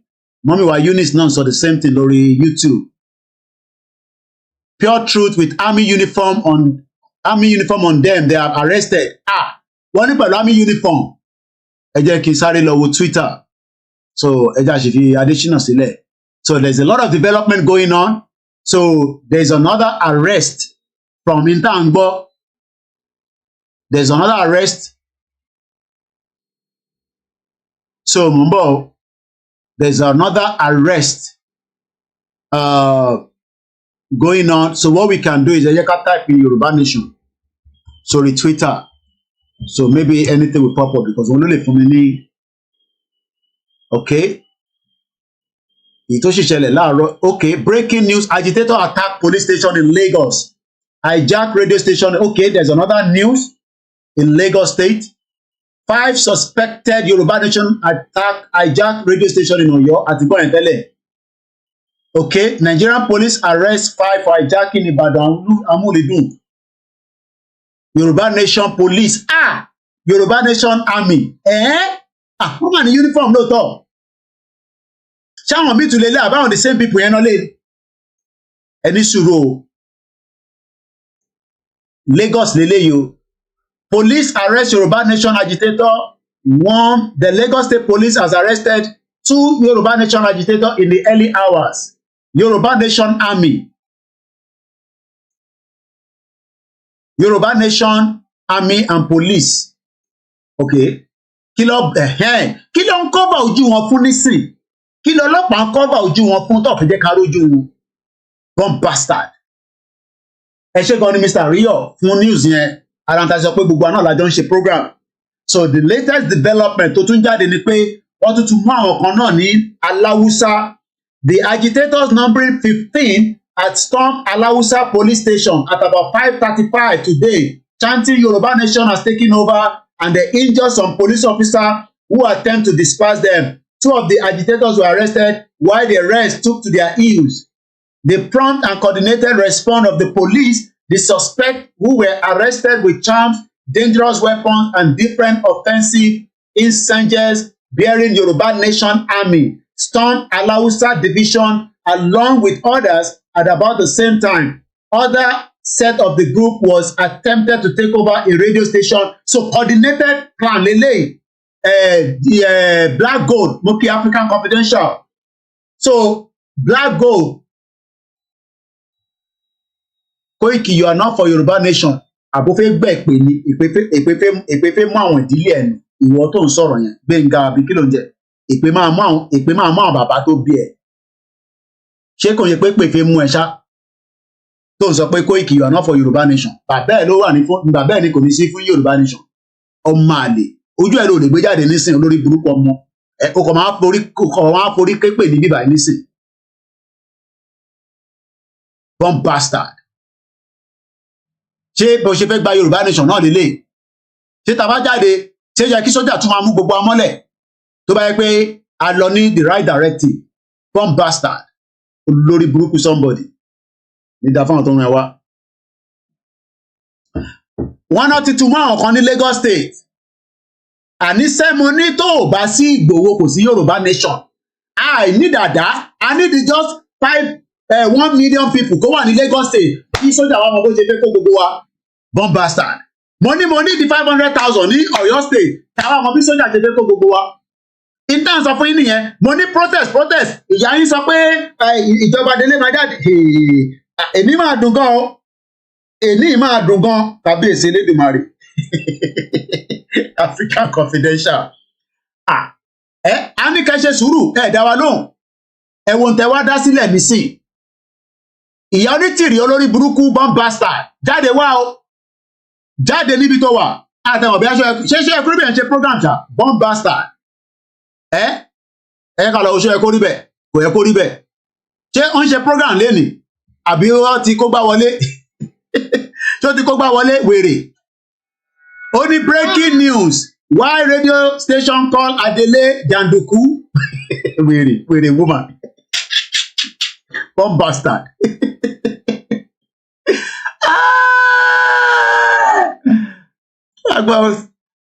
Only their evidence for UN. Only evidence for UN. It's only their evidence for United Nations. I'm weary. Lord, Bob. Bob bastard. I'm at the world go by to the Lord. Any comment or consider? I want any breaking news. Why radio station called Adele Janduku Ashirinla part 160? I'm weary. Ṣé ẹ kò rí bẹ́ẹ̀ ọ̀dà ló bọ̀ orúgbó tó máa ń fàánú lé bomb bastard. ẹgbẹ́ lè ní only these are evidence. Fídíò kan tẹ̀ wá sẹ́ ibo ní ebi máa tẹ́lẹ̀ fídíò ṣé ẹ kò rí bẹ́ẹ̀ kó jágbàjàgbà lọ. Fídíò ti wà ṣá oh my god àwọn kan lélẹ̀ fídíò táwọn ti Lagos yẹn dà bomb bastard. Fídíò ti jáde fún tiwọn mo rí fídíò lọ́dọ̀ wọn ní bíbá fídíò lélẹ̀ àwọn ọ̀dẹ̀ tí ní fídíò ṣé ẹ kó rí bẹ́ẹ̀ báwo ni wọ́n ṣe wá rí fídíò tí koikimedia tí ní fídíò ta ló ní fídíò lọ́wọ́ ẹ send fídíò sí mi náà. ìyàn kan ló ní mi ò kí ṣe Yorùbá nation no Hausa nation ni mò ń ṣe bomb bastard Terry Ruben Abati òun náà ti gbé jáde suspected Yorùbá nation hijacked Yorùbá nation tí wàhálà tí wàá dé báyìí o kí ló dé tó ṣe ojú wọn nísìn obìnrin náà wà láàrin Yorùbá nation police ìtọ́gbọ̀wọ́ fún lélẹ̀ bomb bastard ẹ̀wọ̀n tọ́gbọ̀wọ́ fún Yorùbá nation army ẹ jẹ́ kí n fi tẹ́ bá fẹ́ army gangan wàláì eléyìí gangan ló ń pè ní army ẹ̀yọ́ ọmọ Yorùbá nation eléyìí gangan ló ń pè ní army kò ń ṣe Ọlákúnlé kí ló ń sọ ok wọ́n ní kí n check GR1 ẹni sùúrù fóònù mi dà mo lè ń lo fóònù yẹn o ẹ bá mi send ẹ wá sórí studio number ẹ send ẹ wá sórí studio number quickly rẹ́rẹ́ ti ń rún gan lórí social media lẹ́nìí o Afọláyan sáré ju fídíò yẹn tó bá ní ju sórí Yorùbá ní group yẹn juwá síbẹ̀ tó bá ní lọ́wọ́ ẹ wo uniform èmi gan tí mò ń dé Yorùbá tí mò ń dé military uniform nígbà mo gbọ́dọ̀ wọlé lè kí n sọ pé mo wọ uniform kìíní mad people all over the place àdèmọ gan kí ló ń sọ kan lọ́dọ̀ wọn níbí wa Adésínà a máa fi ẹ ṣe program mi létà ni ẹ jẹ́ ká fi ẹ ṣe program mi ẹ ká wà straight lórí eré ìtàgbé dání nísìn kí iṣẹ́ ẹ kó rí bẹ́ẹ̀ sọ ẹ jẹ́ gbọ́ tó sọ. àti special police command àbí kí ló ń pè yín àwọn tó bá ẹ rò pé ṣé ẹ̀yin ò mọ̀ kó ti declare búùbù yín president yín ní location 9 ó mọ̀ yín pé ó ti bọ́ lọ́wọ́ yín.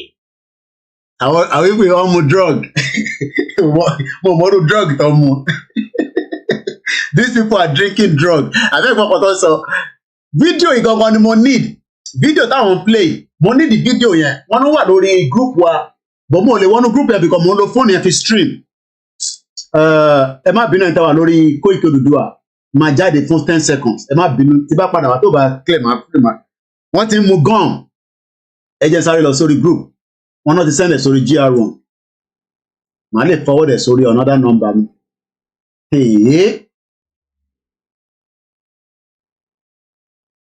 No mo fẹ́ old one lélẹ́yìn náà Dennis new one ni mo fẹ́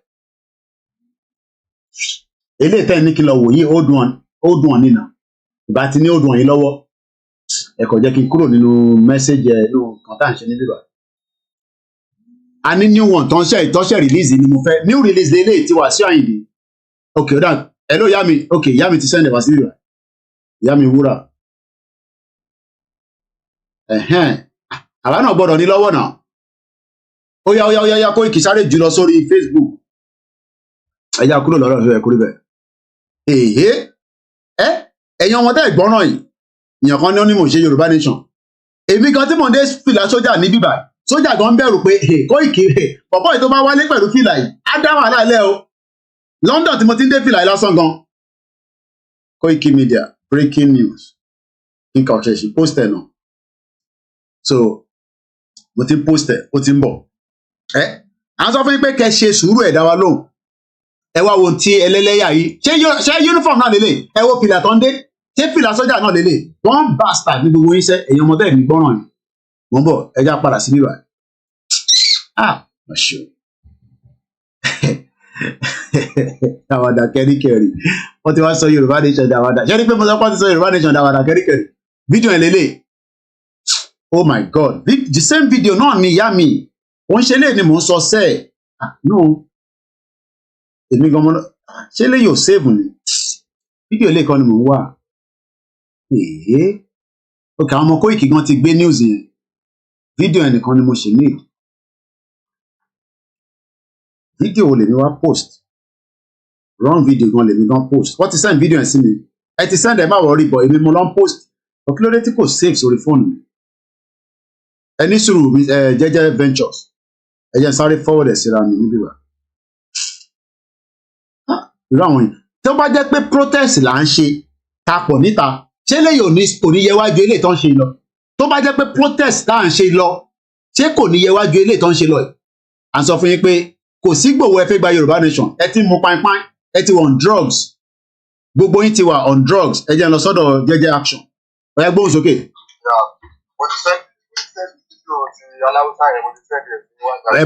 Mo ti ń wò mo ti ń check ẹ̀ náà níbí báyìí. Mo ti send ẹ̀ síra mi gan níbà. Ẹ ṣé gan. Wọ́n ní kí ló wá ṣe ń bí? Wèrè sọ̀rọ̀. Ẹ jẹ́ lọ mú fídíò yẹn wá. Ẹ náà kì í ṣọ̀daràn kí lẹ wá ṣe ń bí? Bomb bastard. Ṣé náà ní gbọ́ràn ẹ̀yẹ́ mọ́ yẹn? Ẹ fẹ́ lọ hijack aláwùsá. Àwítán wọn náà ti gba country. Bomb bastard. Ẹ̀yin wèrè ọmọ. Ẹ fẹ́ gbọ́ràn. Ẹ fẹ́ gbọ́ràn sí Ìgbòho lẹ́nu. Mo bẹ̀ yẹn wa. Fídíò yẹn ó ti wà lọ́wọ́ mi nísìn. Ẹ̀yin bomb bastard. Ẹ náà fẹ́ gbọ́ràn. Ẹ jẹ́ mo yóò yà. Wọ́n dẹ̀ ti ní ká má gbà yín lẹ̀ báyìí nísìn. Fídíò ẹ̀ lélẹ̀. Ẹ jẹ́ tán ni. Mo bẹ̀ yín tẹ́wà lórí àfikún mi.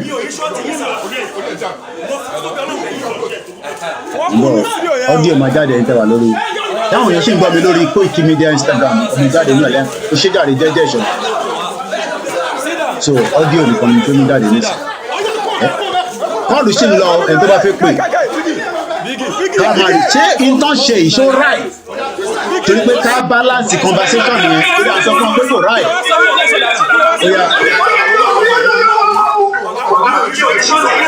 Ẹ jẹ́ mute. Wọ́n kù nù fídíò yẹn o. Sit down there. Sit down. Sit down. Hey, come here. Hey, Biggie. Yes. Biggie. Hey, so kí ló wá ṣe mí? Kí ló wá ṣe mí? Ẹ sọ̀dà náà. Kí ló wá ṣe mí?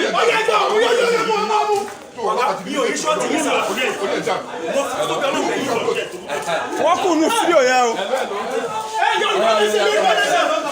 Come outside, sit down there. Sit down. Sit down. Hey, come here. Hey,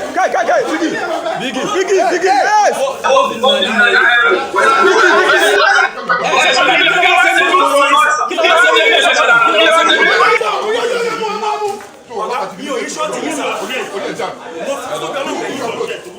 Wọ́n kù nù fídíò yẹn o. Come outside, sit down there.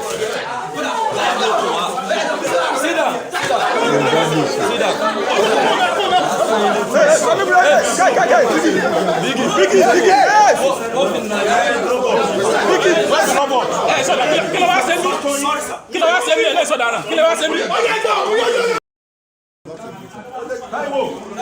Ẹ má bínú mọ́ ẹ jẹ́ ká release audio the second one bọ̀.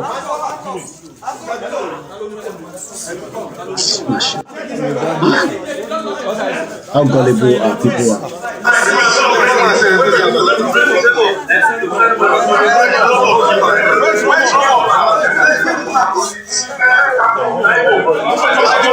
Àwọn ti Ìbàdàn náà ni àwọn ti Ìbàdàn náà ni àbójú mi ló ń rí bẹ́ẹ̀ ni Ìbàdàn náà leléyìí àrólé ẹ káàbọ̀ ṣé àwọn ti Ìbàdàn náà leléyìí ní àbíbá ọ̀tọ̀ ìkútẹ̀ yé mi owó ẹ̀ ti dàrú gan mọ́yàn lójú wọn báyìí ní sí bomb bastard. A ní kẹ́ ṣe sùúrù èmi ò láṣọ àmì o 2022 o Yorùbá nation ongoing lèmi ní o ẹ tó bá fẹ́ Yorùbá nation ongoing aṣọ àmì tó dé gan set fìlà tó dé gan kò dàbí original tèmi fìlà tèmi ní bíbà original ni mo dẹ̀ ní tó pọ̀ lóríṣiríṣi èyí tó bá wù mí mo lè dé lásìkò tó bá yá èyí tó bá wù mí mo lè dé but for now a ní kẹ́ ṣe sùúrù ẹni Koiki mo kàn ń dẹnu lórí social media ni ẹ wo wọ́n ṣe obìnrin lélẹ́yìí kẹ́ ọtẹ bọ́ṣọ ìyá gan sẹ ìyá bọ́ṣọ wèrè ìyá gbọ́n sókè brother ẹgbọ́n sókè. Mr. Koiki. náà. ẹ kú àtàrọ̀ ẹ kú ètò. àwa nìyẹn. ẹ wò ó mo máa sọ pé inú mi dùn látàárọ̀ ẹ̀rọ mo pa. kí ló dé irọ́ ni o. ó ṣe fún àwọn tó kó lè mi sọ kó ẹ wò ó pé ẹ mọ̀ wọ́n ní àgbà tí ò bá kẹun sọ̀rọ̀ akẹta sáré. kábíyèsí ẹ. gbogbo nǹkan tá à ń da mọ́ látijọ́ ẹnu yẹn kó má ṣẹlẹ̀. ok wọ́n ní Ìbàdàn náà ni wọ́n ní Ìbàdàn náà lélẹ́yìí. ká má gborúkọ Yorùbá nation sí ká má gbogbo tó lọ sí wọn pariwo òmìnira o. ẹni tó bá fẹ́ raṣọ Yorùbá nation army ẹ lọ sọ́dọ̀ ṣọ́ ẹ kó rí bẹ́ẹ̀ ó ń ta lọ́wọ́lọ́wọ́. ṣé ẹ ti rí pé nǹkan tí wọ́n fi kó aṣọ yẹn jáde lélẹ́yìí. àwa sọ yí pé aṣọ tó fẹ́ kó wá olé ni wọ́n máa lọ tẹ́ ni síkáìtì àdúgbò mi gan tó ń sọ ẹ́sítéètì kò lè wọ́rú aṣọ yìí kò lè wọ́rú aṣọ táwọn bíbí ìwọ yìí. aṣọ tó wọ̀ yìí wọn lè fún síkáìtì pé òun ni kó máa fi gáàdì ẹ́sítéètì. nítorí ẹ̀ ní òjò yá yìí lè kó aṣọ yìí ní òjò lè fi wọ́n ti mọ̀ fáwọn èèyàn máa pọ̀ dé ìmọ̀ aṣọ yìí. kó tó dijọ́ yìí torí ẹ̀ ní òjò kó lè fi aṣọ yìí hàn. wọ́n lè gbé kó máa faṣọ yìí àwọn èèyàn máa pọ̀ dé ìmọ̀ aṣọ yìí aṣọ náà pè ní aṣọ sójà yín lélẹ́yìí. ṣé wọ́n láwọn tẹ́kọ̀ọ́ yẹn. wọ́n bí Ọlọ́run ọba lórí àwọn tó sílẹ̀kọ̀ ọjọ́ òní wọ́n bí àwọn tó máa tilẹ̀kọ̀ ọjọ́ òní Ọlọ́run ò ní jẹ́ ká gbọ́ bẹ́ẹ̀. ní agbára Ọlọ́run ọba. èpè màlẹ́ lè kẹ́. lórí pé kí ni àwọn bíbù tẹ̀ wọ̀ àwọn ọmọ ní ọmọ ogun tí kò mọṣẹ́ kọ̀ tó ń di orí bomi gbóná. ìyá Onítìrí dẹ̀ ní àrímẹ̀lẹ́ ti rí ẹ̀ ní mímọ́ ẹ̀ ní kúrò ẹ̀ mọ́ ó ti parí iṣẹ́ ìbò ti wà yẹn. àná àwọn ẹṣọ yẹn kọ́ níbẹ̀ tó lórí láyà ọlọ́dẹ ṣeun ṣẹ́rí nǹkan lórí iṣẹ́ yẹn kọ́ níbẹ̀ tó ti faṣọ yẹn hàn lórí péjì ẹ̀ nípa aṣọ àwọn nìyẹn ọlọ́dẹ ti ṣeun lẹ́yìn ló ti yẹn ọlọ́dẹ ti ṣe gbogbo wọn pátápátá yẹn lọ gbójú sàdán pariwo òmìnira sójà wọn gbogbo wọn pátápátá náà máa padà kú láàsì àti láàsì. wọn ò mọ̀ kan tó ń bọ̀ wọn ò tí mọ̀ kan tó ń bọ̀ ẹ̀yin ọwọ́ orú fídíò tẹ pé ṣe èrí tó tẹ̀ wá lọ́dún náà obìnrin wọ́n ní kẹ́ẹ̀tẹ̀ níbẹ̀ yẹn. mo rí bẹ́ẹ̀. ọyọ pẹ́ tàwọn aláwùsá nìyẹn ìgbà tó ti kó àwọn kan láàárọ̀.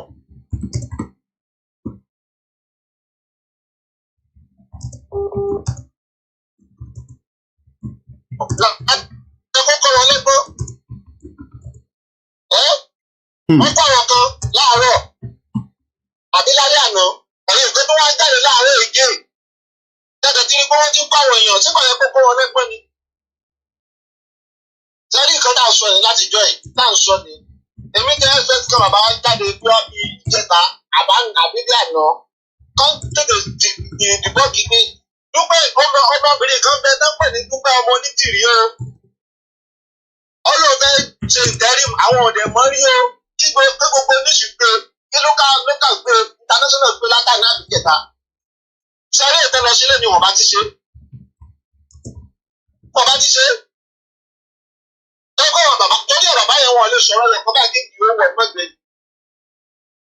kí local gbé international gbé wọ́n ti yẹ kọ́ bàbá jáde láti bí ìjẹta sánà ó tó di irú ọjọ́ ìní torí àwa ti mọ̀ pé nǹkan báyìí máa ṣẹlẹ̀ a ti ń pariwo láti jọ ìgbé ìyẹn Onítìrí o ọbẹ̀ dàǹkẹ́rú o àbílẹ̀mú o bẹ́t torí nǹkan tí mo fi ṣe pé àgbà tí ò bá kẹrùn sọ̀rọ̀ àtẹ̀tẹ̀ sáré ẹ wá wo gbogbo ẹ̀ bó ṣe wà emergency báyìí ẹ wo bó ṣe ní sí ṣé irú ẹ̀ ní sọ àbákọ̀mọ́ fi wọ́n rẹ́rìn-ín because àti signal Nigeria government wípé tó àwọn kan bọ̀ tí Dúpẹ́ Onítìrí nídìí wọn tó ń jẹ́ òmìnira o 2022 o wọn làwọn fẹ́ ṣe ìtẹ́rìmù ọ̀dẹ̀ tí ránṣọ sójà ọ̀dẹ̀ tí dẹ́kun sí wọn lọ́rùn irú bó ṣe àrẹ́sì wọn lẹ́nu yẹn kò ní bá Nigeria government kò ní bá àwọn akẹ́kọ̀ọ́ àkànmọ́ bá fi wọ́n rẹ́rìn ní eléyìí láti tẹ̀ ń sáré fún sí yẹn kò dá báyìí náà gbogbo kí ni láti dàgbà tipẹ́tipẹ́ kí bàbá wa dídí ìjáde ní kó sọ̀rọ̀ síta kó já ìgbésẹ̀ táwọn mídíà máa ìfá tiwọn lórí ìṣòro kẹ́yìn bá wọn everybody post ẹ̀ kó wọ international kó wọ lókà etí yẹn lójú ìfẹ́ achieve lónìí yẹn wọ́n jẹ́ tó máa káwọn kan jáde ìgé yàtọ̀ sí tèkó bẹ́ẹ̀ ti rí yẹn Ìbàdàn àti Èkó ọjọ́ máa máa wọ̀n mí ẹ̀ tó máa dídú àwọn mẹ́nu wa tó jáde ẹ̀dẹ̀ màwọn tó wà Nàìjíríà lónìí sí ìwé world ló wá sí Nàìjíríà báyìí látàrí kọtẹ́rẹ́ sí lọ́la etí yẹn lójú ìfẹ́ kó ṣẹlẹ̀ òun ló ti ń ṣẹlẹ̀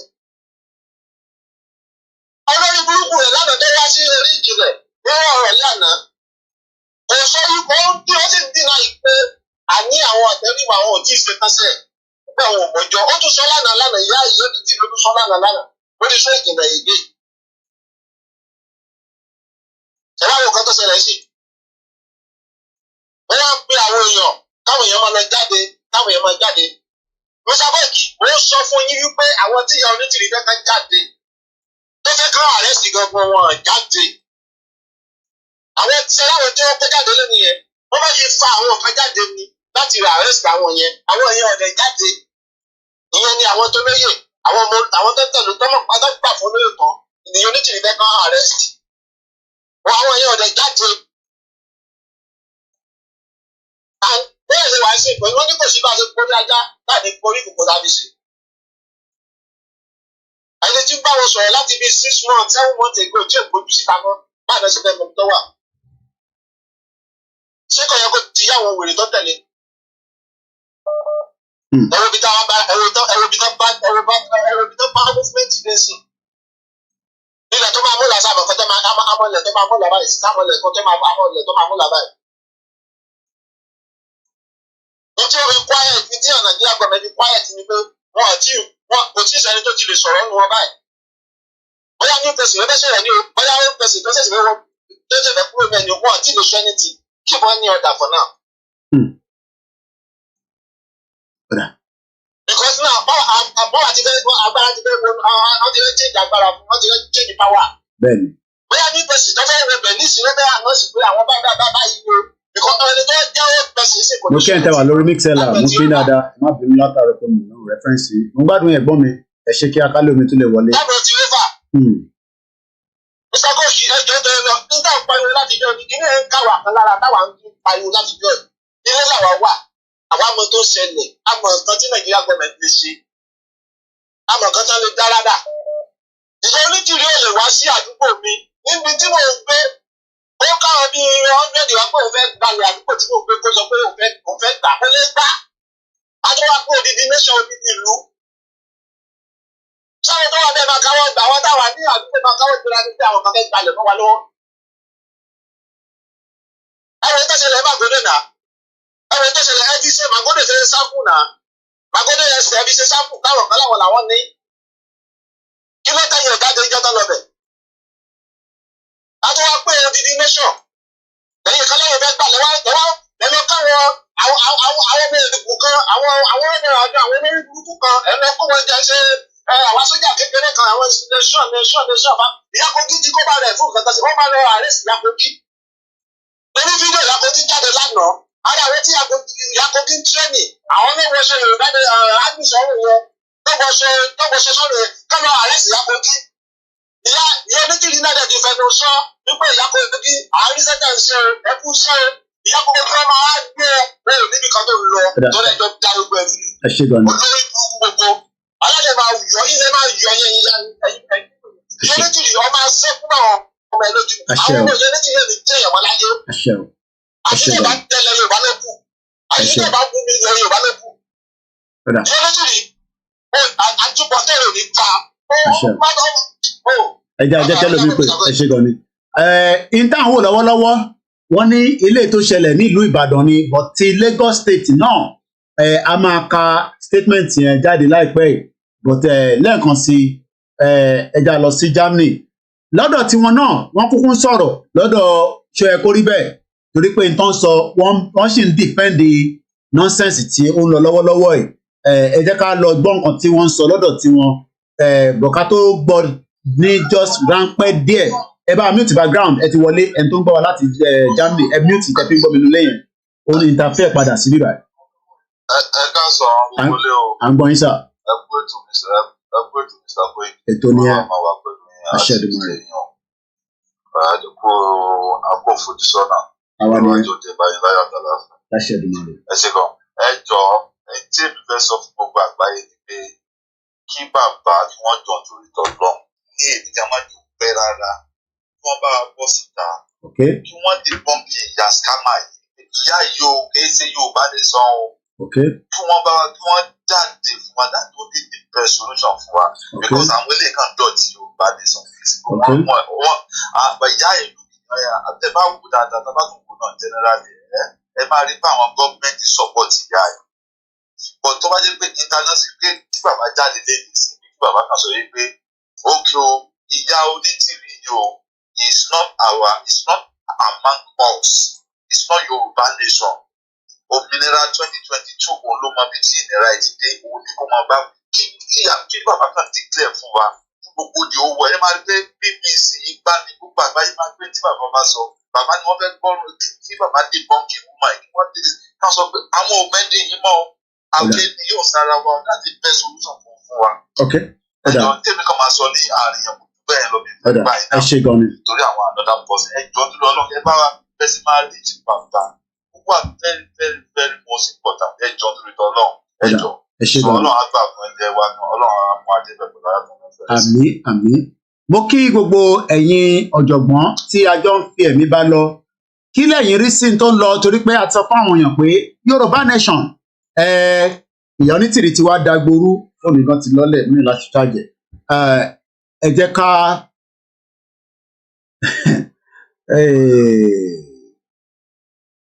this is what we're going to do. We will take a short break. I think we should do a short break so that Kako feel refresh, right? Should everybody agree? So it's 3 hours already. I just can't take a short break. It's already 3 hours into the program.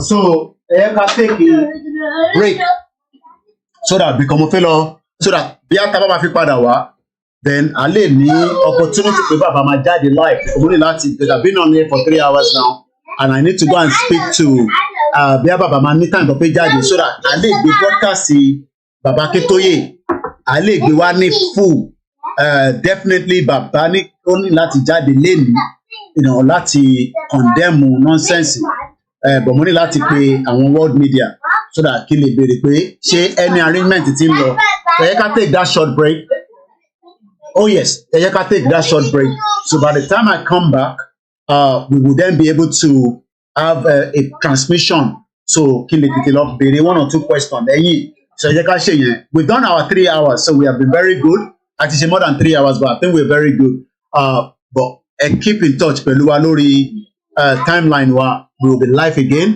and then we will take it from there. Have a very good afternoon to every one of us. Àníríjì bẹ́ẹ̀ lọ mo kí gbogbo alẹ́ nǹkan sí ẹ jẹ́ ká kọ́ play you don see Igboho ká tó máa lọ àdé play anthem.